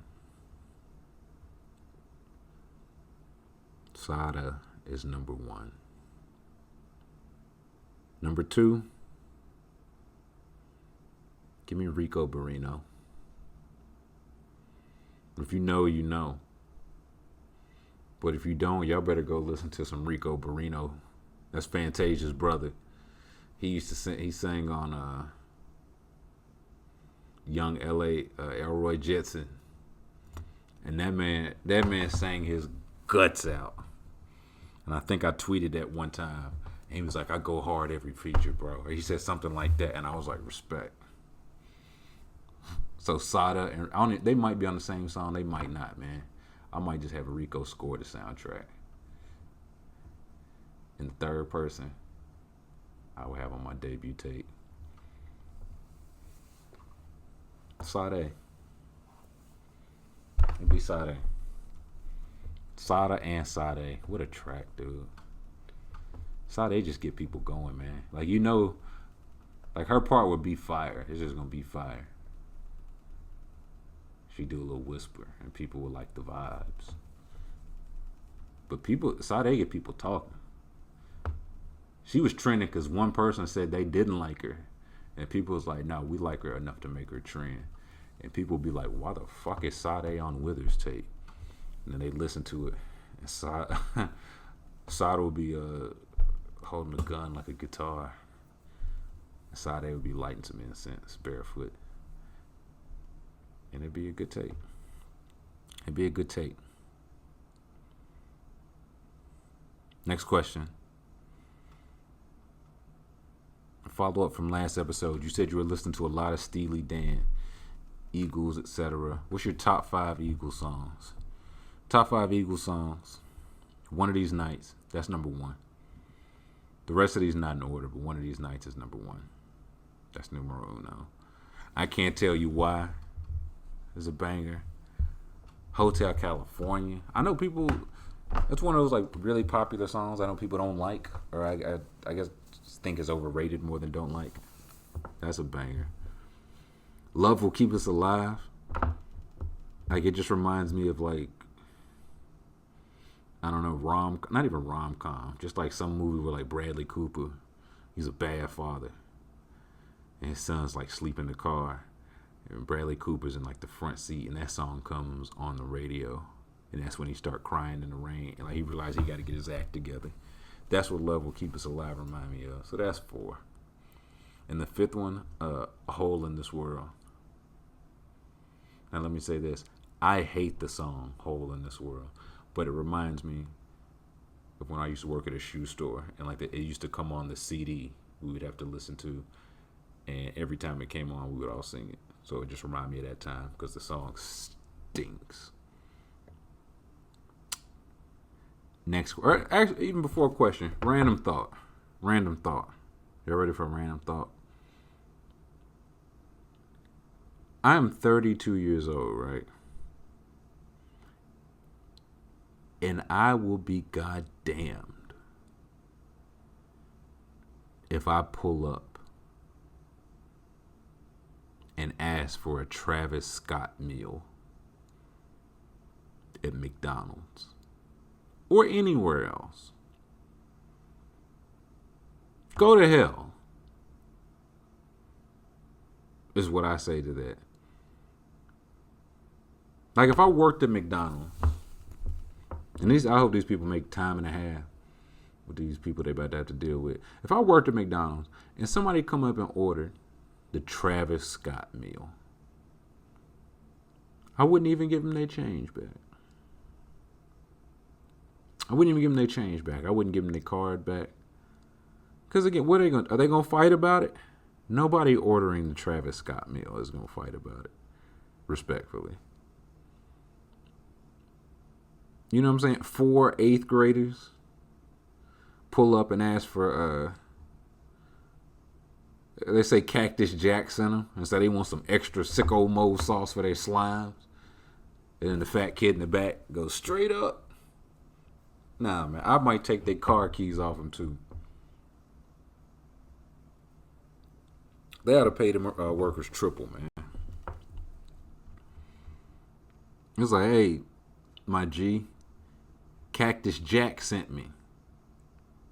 What the fuck did you just say to me? Braden? Sit down.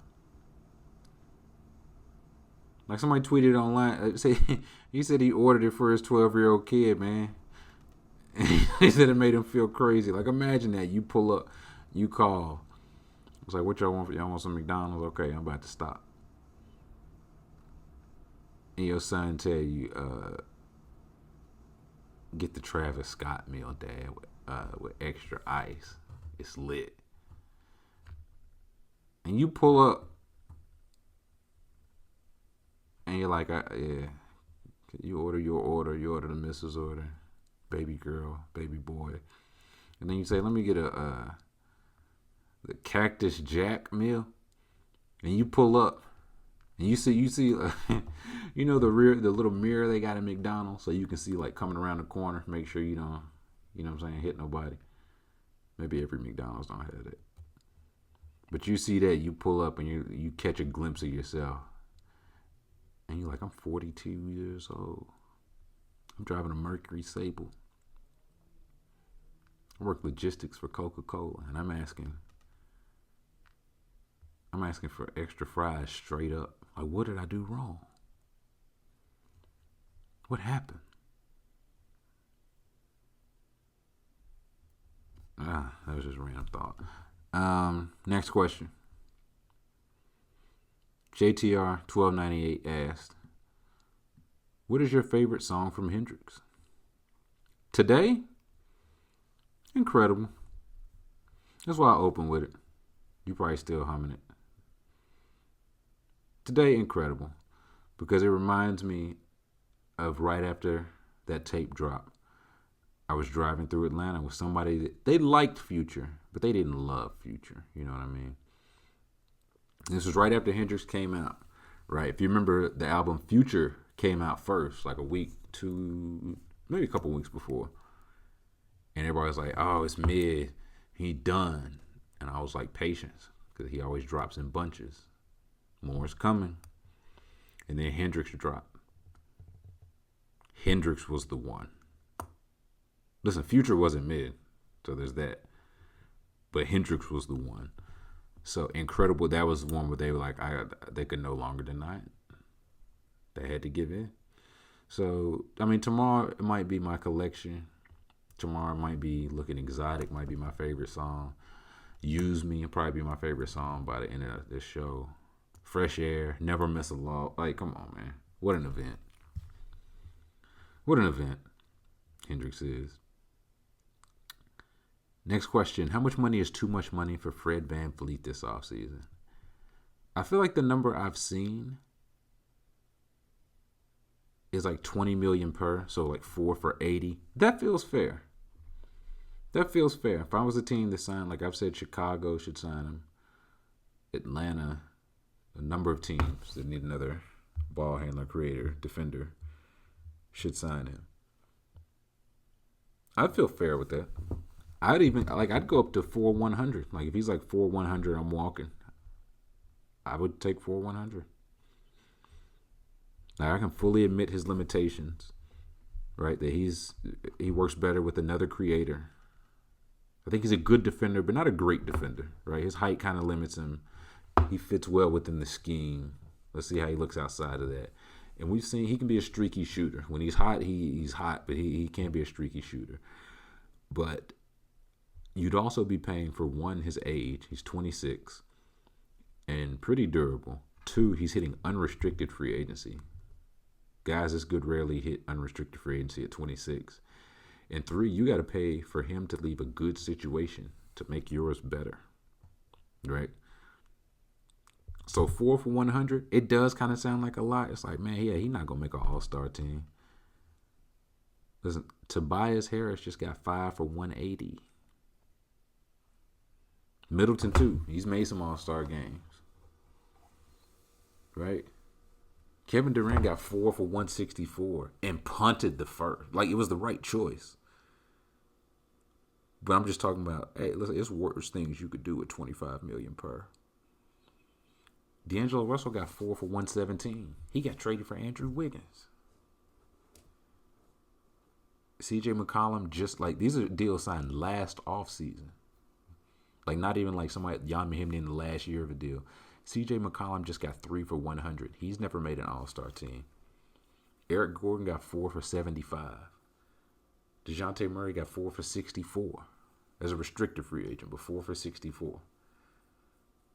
So the market is there for VanVleet to get $20 million per, and I take him over Eric Gordon. I take him over CJ. I take him over DeJounte Murray, right? Like Ali Horford got 4 for 100, and he was older and worse at basketball.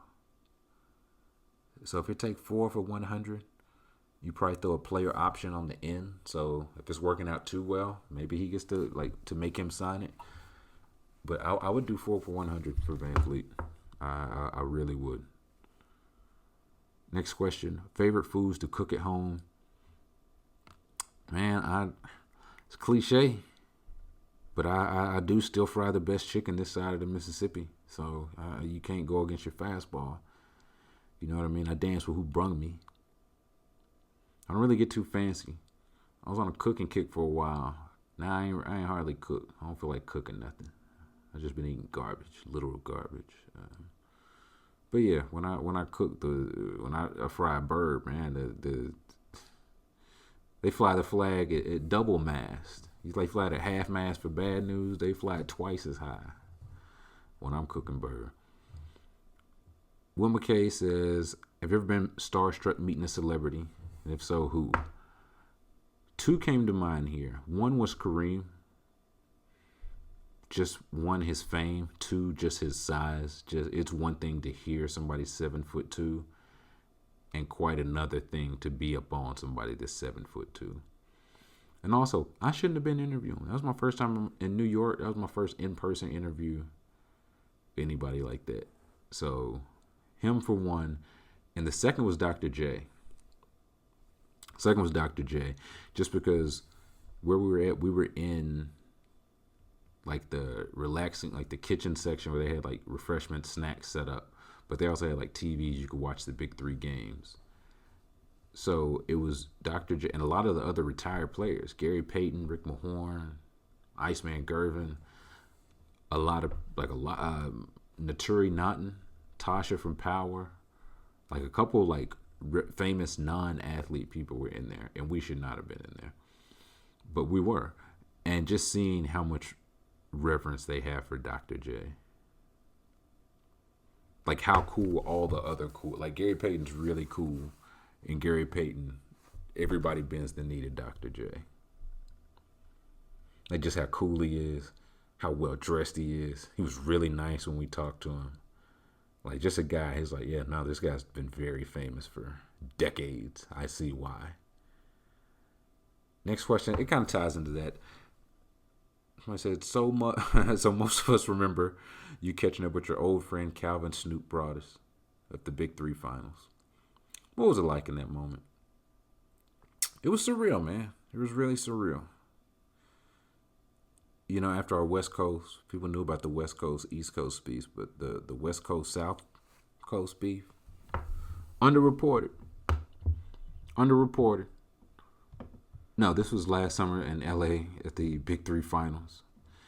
And I will tell you this. We shook hands briefly on the court. And I told him I was a big fan, and he told me, he said he has a line of commercials coming out next year that is going to put the name Corona on everybody's tongue. And I didn't believe him. I should have listened, but I didn't listen.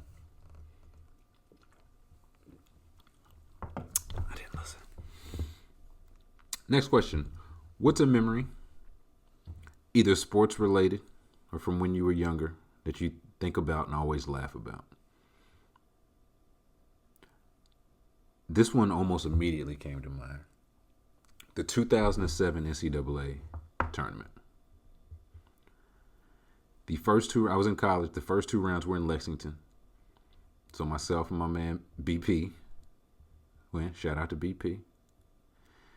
And so it was like two sessions, right? Like you go for the round of 64 games on, I think, Thursday, then Friday off, and you come back Saturday for those winners, the round of 32, to go to the Sweet 16. And these were the games we saw. First session, the first day, we saw Edgar Sosa and Rick Pitino beat Stanford and Robert and Brooke Lopez. So that was fun. Booing Pitino in Lexington was fun. The next game, we saw Texas A&M beat Penn. That was Billy Gillespie and A.C. Law IV, if you'll recall. The next game, I'm trying to think, in between, okay, here's how it was. In between the sessions, they would have like two games, a break, two games, right? So Stanford, Louisville, A&M, Penn, back-to-back. Then a break, like an hour and a half break. You can go out, you get some lunch. Yeah, we would go out, like, get some lunch, whatever. So then you come back. After you come back, the people that lost from the earlier session, they're just not there anymore, right? So we had tickets in the second section. We saw some beauties in the lower section that were unoccupied. We noticed this during the first session because we some eye hustlers. So we creep down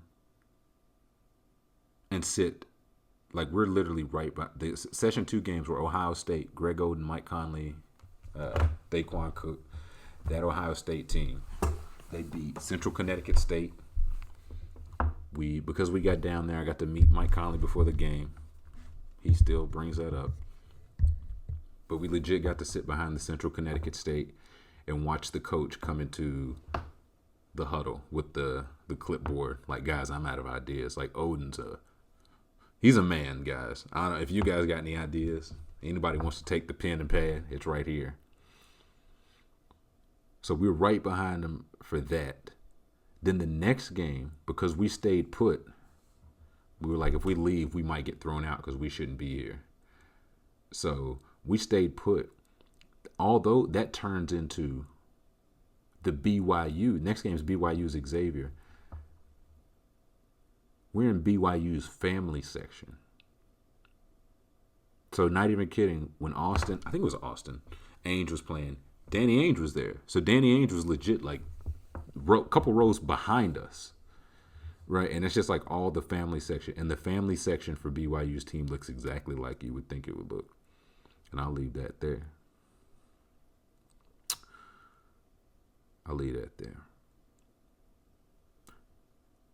Also, BYU lost that game on, I think, a last-second shot to Xavier.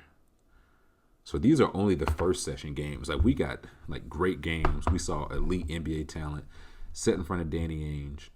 These are the game one sessions. Like, we got our money's worth. And I remember at the time, it was like, hey, man, you trying to go one session or two?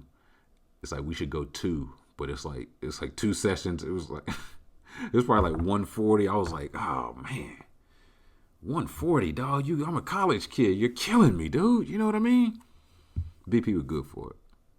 I wasn't good for it, but I found my 140, whatever it was. So that was the first day.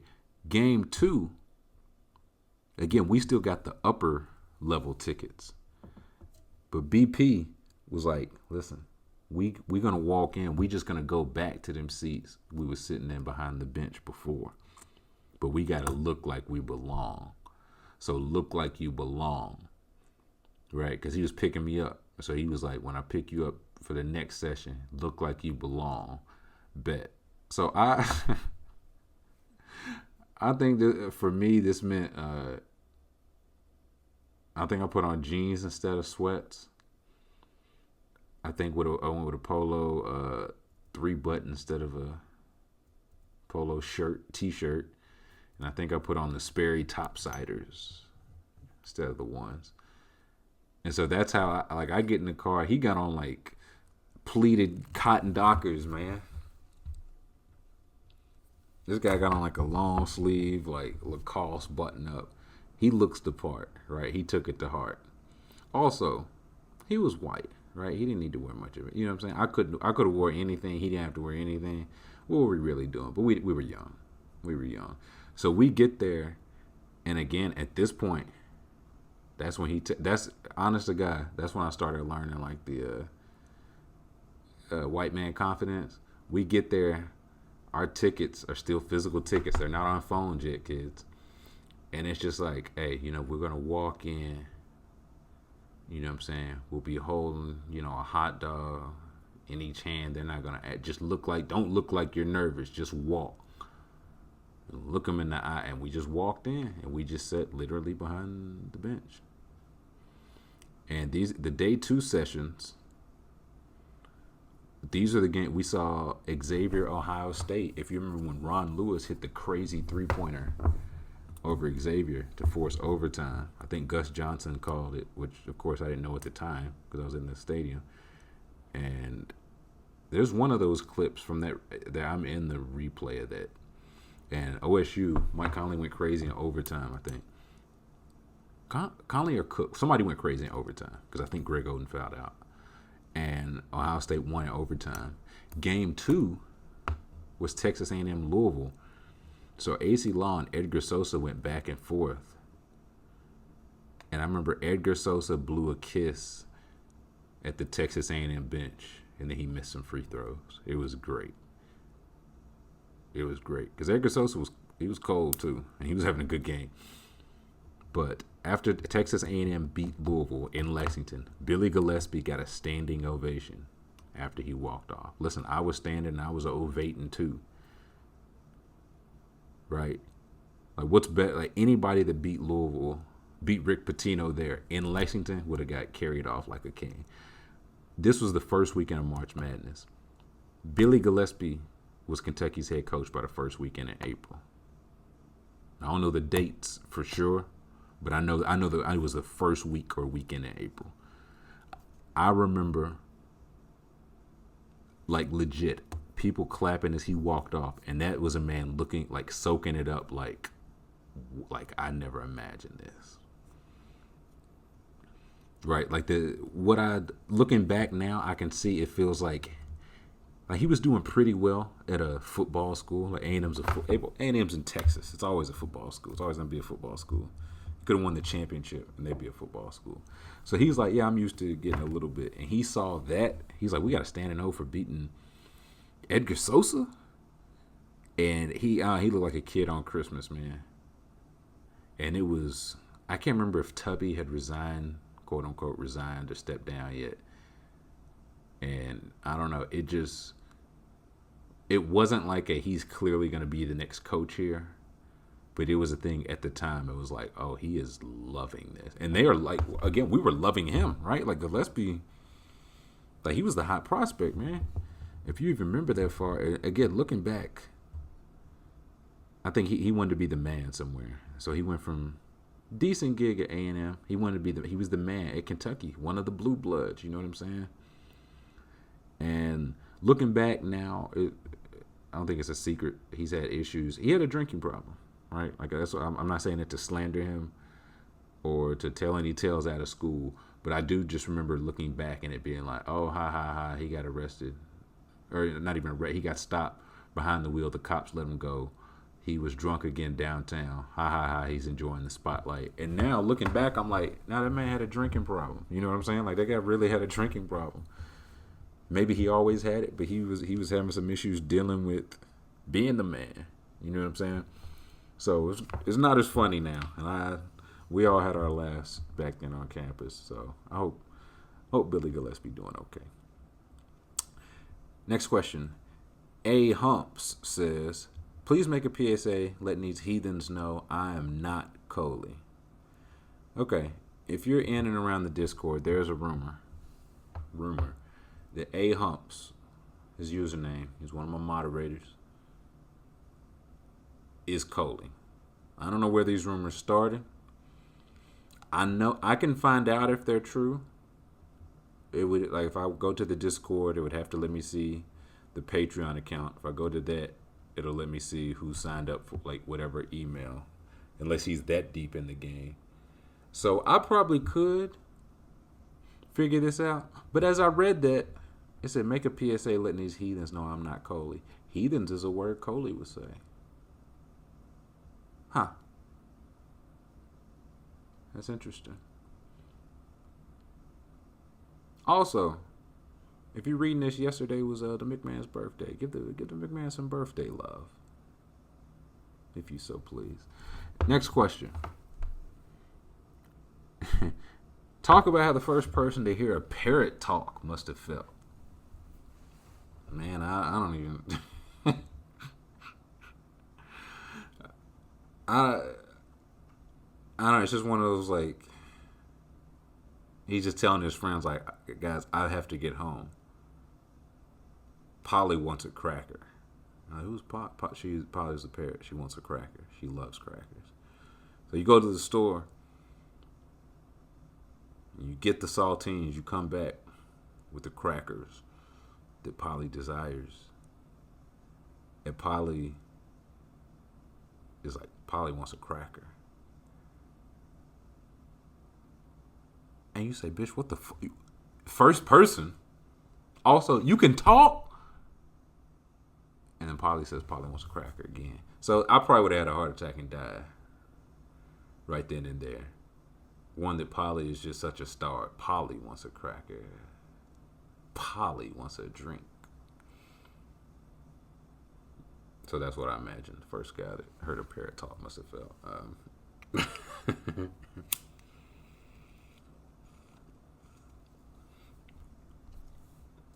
We've been going for a while here.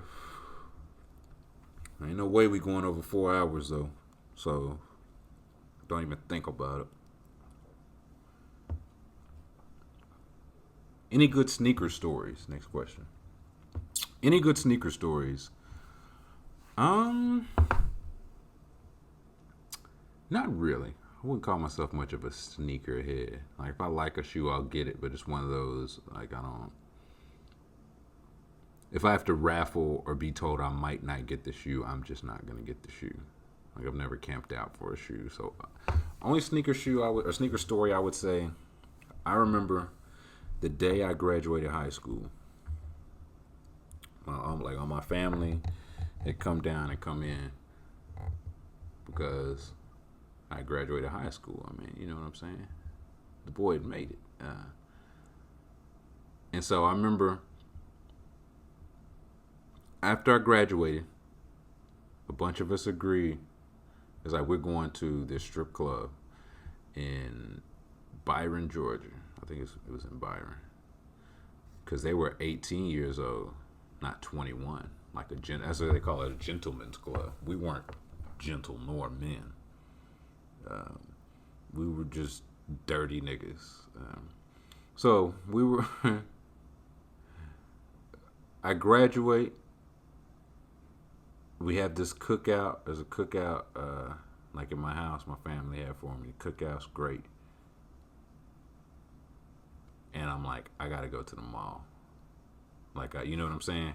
You graduate high school. This is my first time graduating high school, y'all. It's my first time going to a strip club. I was like, I gotta go to the mall. And again, I miss these days, boy, because you knew what shirt you was gonna wear. White tee or black tee. Right? Those were your choices. Simple and plain. Simple and plain. So I go to the mall, not even, like again, it wasn't even like I'm going to get this one shoe. I was just like, I need a new pair of shoes. That's what kind of shopper I am. I don't too much, like if I see a shoe I like it, yeah, I'll get it. Because I know for the most part I'll take care of a shoe. I still got shoes. I wear shoes now from college still. So, but I'm also not like, oh, this is coming out December 4th. I got to camp out for it. So I go and I see they got the Jordan 4s, the Black Cat, all black 4s. I was like, I got to have these. And I got a cousin. He's about a year and a half younger than me.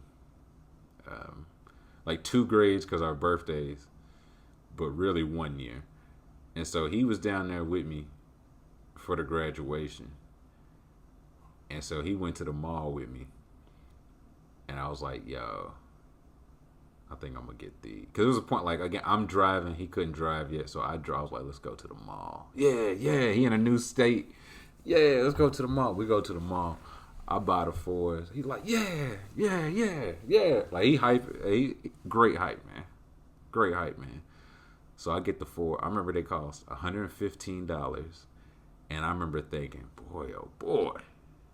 Man, that boy Jordan taxing, ain't he? 115. Little did I know. So I paid the ticket. I got that. And again, my cousin, he was like 2 years younger than me.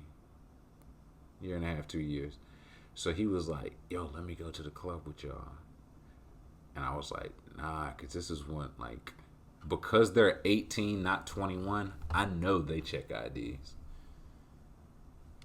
I was like, so if you ain't got a fake, I can't get, like, you know what I'm saying? I'm 18. I don't have those issues. And so we ended up going to the strip club, and he had to stay and do whatever you do with your family when you come in for a high school graduation. So that's really my only shoe story. And it's only good because we ended up going to the strip club after. And I only recently, man, the last time I did some cleaning, giving away, I gave away those 4s. Because they was to a point, like they was too kicked to wear out. Like you couldn't get a fit off in them anymore. But it wasn't enough to wear. Like, I could have just turned them into, some grass cutters. You run to the store in them. But they was also a little too small, because I do remember, it was like, hey, man, we don't have this size, but we got this size. And I was like, I'll take it. But them fours was cold, bro. So that's the shoe story. Next question. Who are the least cool athletes that people like for some reason? See, this is a tough question, man. It's hard to really answer this without, you know what I'm saying, acting like a hater, or sounding like a hater. But Tom Brady's not cool. There's nothing cool about Tom Brady. LeBron's not cool. That's one of those, you say that people like for no reason. LeBron's not cool. I get why people like him, though. I like LeBron. He's not cool, though. I'm not, like, you know what I'm saying? This ain't me casting judgment, Mr. Cool, issuing cool passes. No, but LeBron's not cool. He's a father of 4, I think. Been playing for 7 years. Just 7 years. So when Dave McMenamin just busts through my TV screen and just chokes me out. Like Mike Trout. You know what I'm saying? Like, I think Mike Trout, he feels like very baseball and family and Eagles, right? That's not cool. Yeah, and again, it's fine, right? I would love to, my craft and my family and my team that won a Super Bowl while I was rich and famous. This is awesome. I don't know about cool, though. So, yeah, I can't really answer that without sounding like a hater. Next question. Yeah, these two also kind of link together. What athlete, this is from Tony B, 2122. So what athlete did young Trilly Whiskers grow up idolizing? But then another question was, what are your top 5 favorite athletes of all time? So these kind of run together. I like when this happens. The athletes that I grew up idolizing, the good ones, man. No, Shaq. I think Shaq was the first NBA player I could say I love. Like Jordan. Jordan was always just kind of around. Like, he was just always a figure. Right? Like, by the time I came, like, like, I'd been wearing, like, the shoes. That's what I mean. Like, the shoes, the T-shirts, all that. You knew who he was. You knew Be Like Mike, all that. He was just kind of a figure.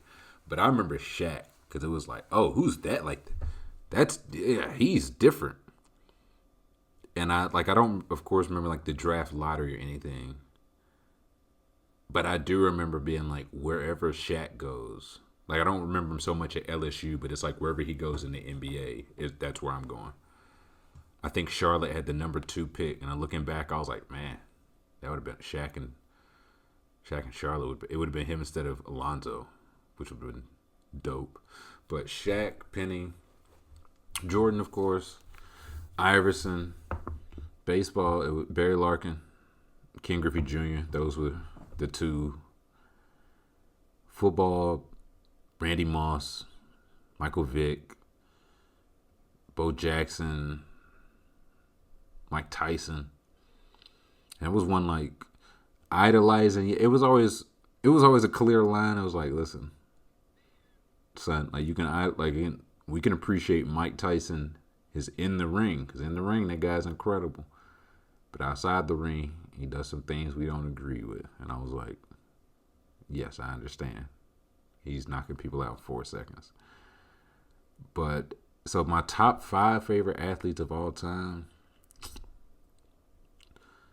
This is tough. Number one's got to be Larkin. It has to be Barry Larkin. Barry Larkin is my favorite athlete of all time. Any sport. Like, I had the chance, I don't know, 7 or 8. Like, I think, nope. Again, y'all got to hear all the stories because I can't remember what I've told. I had an aunt that lived in around Cincinnati, and she used to get us tickets. And so when we would go up there and see her, we had a chance to go to, like, Reds Fest, like the thing before the year where they have, like, all the old legends and the new players, the young players. You can come take pictures and get autographs. And I met Barry Larkin there. Went to, it was before I knew Don't Try to Meet Your Heroes. But I went to him, tried to get an interview. And he was like he was literally like, I had the pad and pen. He was reaching for it, his handler, like, he's got to go.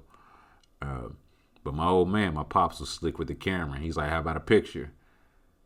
And so yeah, I've got this picture of, I don't know, 7 or 8 year old me with Barry Larkin, who was like he was my dude before that. So getting that picture was, I had that picture up in my room like family pictures. You know what I'm saying? Like, yeah, the grandma, his grandpa, there's Barry Larkin. I might got to get that frame now as I think about it. Then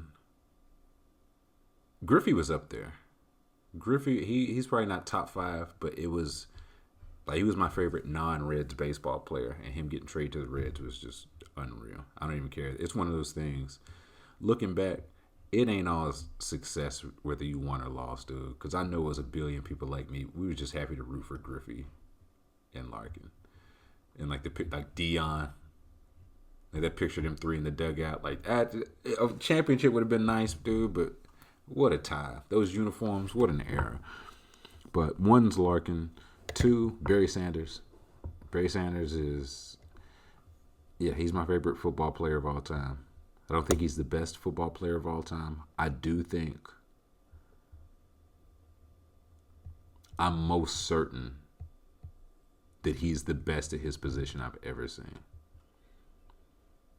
Like, does that make sense? Like Tom Brady's the best quarterback I've ever seen. I think he's the best ever. But there's people that's going to tell you Joe Montana and Elway and Bart Starr and Peyton Manning, all that. You know what I'm saying? And it's one of those, who am I to say? Marino. People tell you Marino. Who am I to say? Brady's the best I've ever seen. But it's a lot of answers, right? Mahomes. Mahomes is like 2 quarters away from just being that for me. But Barry Sanders, to me, was the guy who in a running era was so much better than every other running back with so much less around him. The line wasn't great. The quarterback wasn't great. The team was just never great. He just played his 10 years. He could have, I think he was 1 year away from being an all-time leading rusher, and he just got out. Just got out. He was just that much better. He's one of those people, like, there's nobody, to me, nobody runs like him. You know what I'm saying? Somebody will come out of the NFL draft, and they'll get comparison. And I remember Saquon got it, and I was like, respectfully, as someone that watched Barry Sanders, I don't see it. Like some of the, I'll say like the, I mean, it's one like the way they spring 80-yard runs, but it's like, okay, yeah, running long distances. They're both kind of built the same. Only Saquon's like 30 pounds heavier. But yeah, Barry's 2. 3, Jamal Mashburn, the Monster Mash. Had a poster of him crushing a basketball. Kentucky uniform on my wall. He's probably 3. 4 is probably Moss. 5 is, I tied it because they are kind of almost the same person. Iverson and Vic. Like both just Virginia guys. Like Iverson, I've always liked basketball more. So Iverson, loved him. Wanted the braids, couldn't get him. But Vic, like just seeing Vic's impact in Georgia, just being in and around Georgia while Vic was there was something special. So that's tied for 5. Next question. We're almost done, I promise. There's no way we're going to 2. It was noted that Navy's football team hadn't practiced tackling since before the bowl game last year, leading up to their game Monday. Isn't that more unsafe than any COVID protocols? Man, listen, the more I've seen a little HBO Sports and read a little bit, that might be just the smart move altogether to stop from concussions. It probably should just be no tackling at practice, right? Like, if you don't know proper form by college, I don't know if I can have you playing for me, respectfully. And damn sure not in the Navy, you know what I'm saying? This is your first command. What the hell? You can't, you know what I'm saying? You can't take instructions already. Don't lead with your head. Drive with your legs. Wrap up. Wait for help. You know what I'm saying? Like, that's one of those, no, we'll practice everything but that. But in practice, we probably just shouldn't touch ever. Just ever. Right? Like, that feels like one of those This is what we're going to do. We practice it right up until the point of contact. And then this is our scheme. If it's going to work, it's going to work. Right? Like bad teams be going hard in practice. So let's try something different. Next question. Will you be watching the NFL this year? I will. In passing, probably. Right? Like I'm not taking any like moral high ground. Right? I want to say that. Because I came right back to the NBA. So I just kind of don't care about the NFL.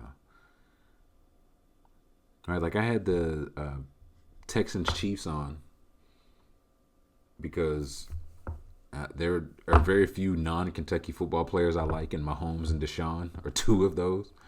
So them playing.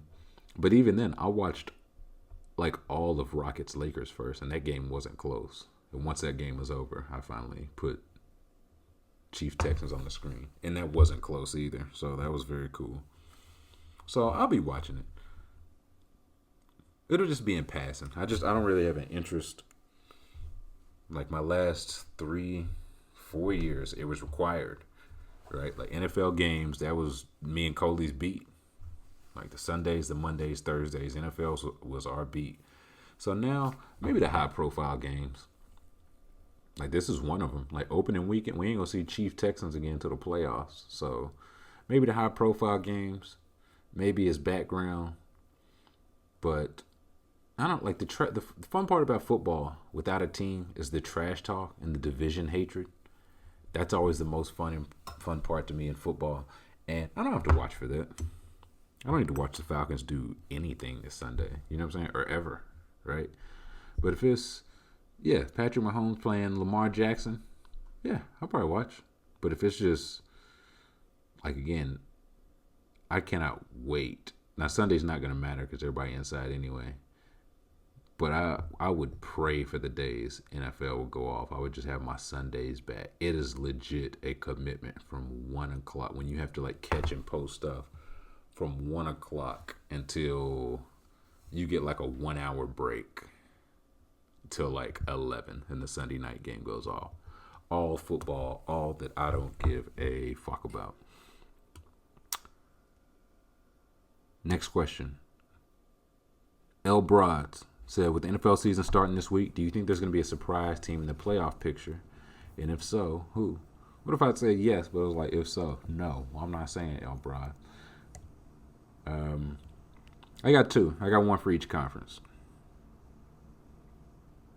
And I know that they just lost by 100 to the Chiefs, but losing to the Chiefs, like that didn't affect my view on you at all, right? Like whether you lose by 1 or 100 to the Chiefs, it's like I don't, you lost to Patrick Mahomes, so I don't think that's bad. I'm going with the Texans. Because I've seen, like I had to kind of look. I did a couple searches. I was like, who are even the favorites? Like I just haven't kept up. You know what I'm saying? Like I'd have to read like some season previews. I haven't even like started reading those because I just don't really care. At some point I will, so I won't be like, I'll be damn. Patrick Mahomes in New Orleans now? Wow, that's interesting. But I've seen a lot of love for the Colts. A lot of hype for the Colts because they got Phillip Rivers. I'm low on them. I just don't think Phillip Rivers has what they think he has left, what they're paying him to have left. I see a lot of love for the Titans, and they're good. I just feel like they kind of overperformed. I feel like Titans overperformed. I think the Colts kind of underperformed. Also, like, I think this will be the test, but a healthy Deshaun kind of just wins 10 games. Like, he's done it. He was on pace to do it his first year, got hurt. Last 2 years, I think he won 10 and 11 or 11 and 10. He's just one of those, it's like, okay, if we're in close games, if we have a chance, I'm going to eke it out. For the most part, and they did they beat the Chiefs last year? They might have gave them a close game, but it's just if you have one of those guys, you just have a chance to win 9-10 games every year. And this year they got AFC North, NFC North, so their schedule is not bad. I just looked at their schedule. That's 2 games against the Jaguars. Cake. Kansas City, they lost. Baltimore, but they play them next. Like Kansas City and Baltimore. That's right away, right? Right away. I like all my bad news at once, right? Pull the Band-Aid off. Give me 0-2 if I'm gonna be 0-2. And then after that, over the next 14 games, they play 5 playoff teams from last year. They play Minnesota. Like, their home games are Minnesota, Green Bay, New England, and the Bengals. That's 3 of the playoff teams, right? So you get a tough team, you at least want to play them at home. And the Bengals, they should beat the Bengals at home. Right? NFC North, they should beat the Bears, should beat the Lions. Like, so it's some wins there. They've got talent, like David Johnson and Will Fuller. They're both nice when they're healthy. Like, together, I think they'll cobble together 16 games or so. Together. Like, they got Brandon Cooks, Randall Cobb. I think, like, those guys kind of get the injury prone, but they played in 14 to 15 games last year. So, if they can just be on the, like, it's just one of those, if you're just on the field, Deshaun will find you. Just be on the field.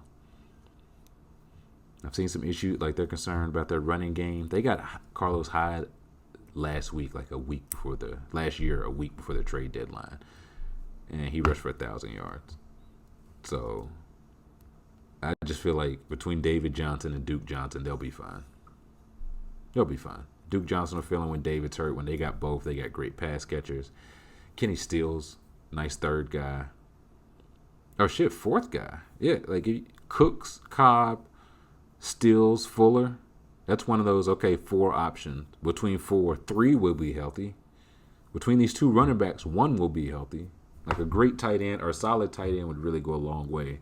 I think with just the way, like, Deshaun plays, extending plays, he could make some throws across the middle. But I think the offense will be fine. Like, Tunsil, the tackle they traded, traded up the draft for, should have at least a decent offensive line. J.J. Watt, his last 4 years, he's played 5 games, 16 games, 8 games. So it's time for 16 again. He's just healthy this year. So I'm going Texans. I think Bill O'Brien, coach, might not get his due because Bill O'Brien, GM, is so bad. But he's just kind of, again, yeah, if I have Deshaun, I can get you 10, 11 wins. And there's a lot of guys with good quarterbacks that don't get you 10 wins back-to-back years. So I'll go Texans, AFC. NFC, give me the Cardinals, man. Give me the Cardinals. For the same reason, kind of the Texans. I think this is the year they're adding the 3rd wild card, which I had both of these teams picked for that before. Because I thought it was next year. I honestly thought it was I thought they would bring a 17 games in the extra playoff team next year. But it's this year, so I feel even better about it. So I got Texans AFC, Cardinals NFC. I just like what I saw from the Cardinals last year. I feel like I ended up watching them a lot for some reason. Like, again, part of it, like, watching the NFL is make sure that we're not all watching the same game. So sometimes you end up watching Cardinals Seahawks, you know what I'm saying, just because. So they were 5-10-1 last year. They lost 5 games by a touchdown or less, and that doesn't include the tie. So 5 games by a touchdown or less and a tie for a rookie quarterback and a rookie head coach. So this is year 2 for Kingsbury, year 2 for Kyler. And if you remember, Patrick Mahomes played the last part of his first year. In his second year, his first full year starting, he won MVP. Lamar Jackson played the last half of his first year, took over for Joe Flacco. In his second year, his first full year starting, he won the MVP. Kyler Murray was picked higher than either Patrick Mahomes or Lamar Jackson. Kyler Murray started all of his rookie year, unlike Patrick Mahomes and Lamar Jackson. And Kyler Murray just got DeAndre Hopkins dropped into his lap. Like, played a year without him and now just has him. Right? Mahomes, Tyreek Hill been there longer than Mahomes, I think. You know what I'm saying? He was just like, wow, DeAndre Hopkins wasn't an option. Now he is. So I like that offense a lot. They'll have to get better offensive line. They'll have to show running game. Kenyon Drake can do, and Edmonds can carry the load.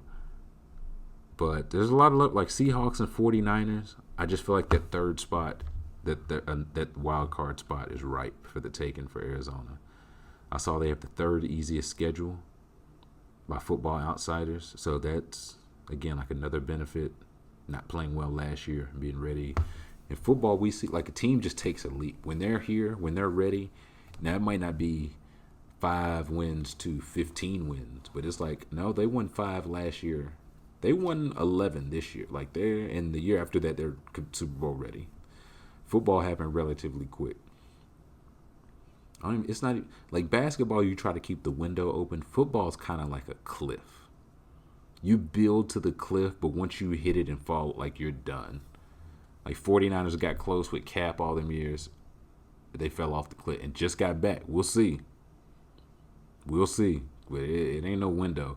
But defense, they signed Jordan Phillips from the Bills. He's one of the, he had a good year. They signed Kennard. They signed Devondre Campbell from the Falcons. They drafted Isaiah Simmons. They still got Chandler Jones. They still got Budda Baker, Patrick Peterson. So I think that defense can be better. I think the offense will be good. The defense will be improved. Easy schedule. Another year for Kingsbury. Another year for Kyler. Again, that ain't saying he's winning MVP, but I might need to look at some odds. It's one of those, if he wins it, we can't be completely surprised, right? Like Mahomes, Lamar, those guys, Russell Wilson have to be the favorites. You know, Brady, whoever. But if we look back and it's like it was the 3rd straight year a first-round quarterback played his first year, in his second year won MVP. How did we not see it coming? So, yeah, Cardinals and Texans are my 2 picks. The last question this is another joint one from Swigs and Connor Lane.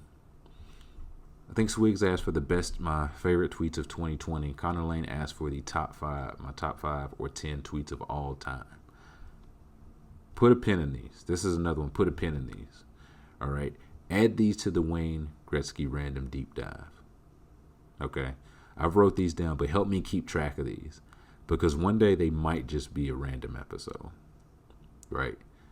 Like one day I might just take the Wayne Gretzky deep dive randomly and just upload it on like a Tuesday night.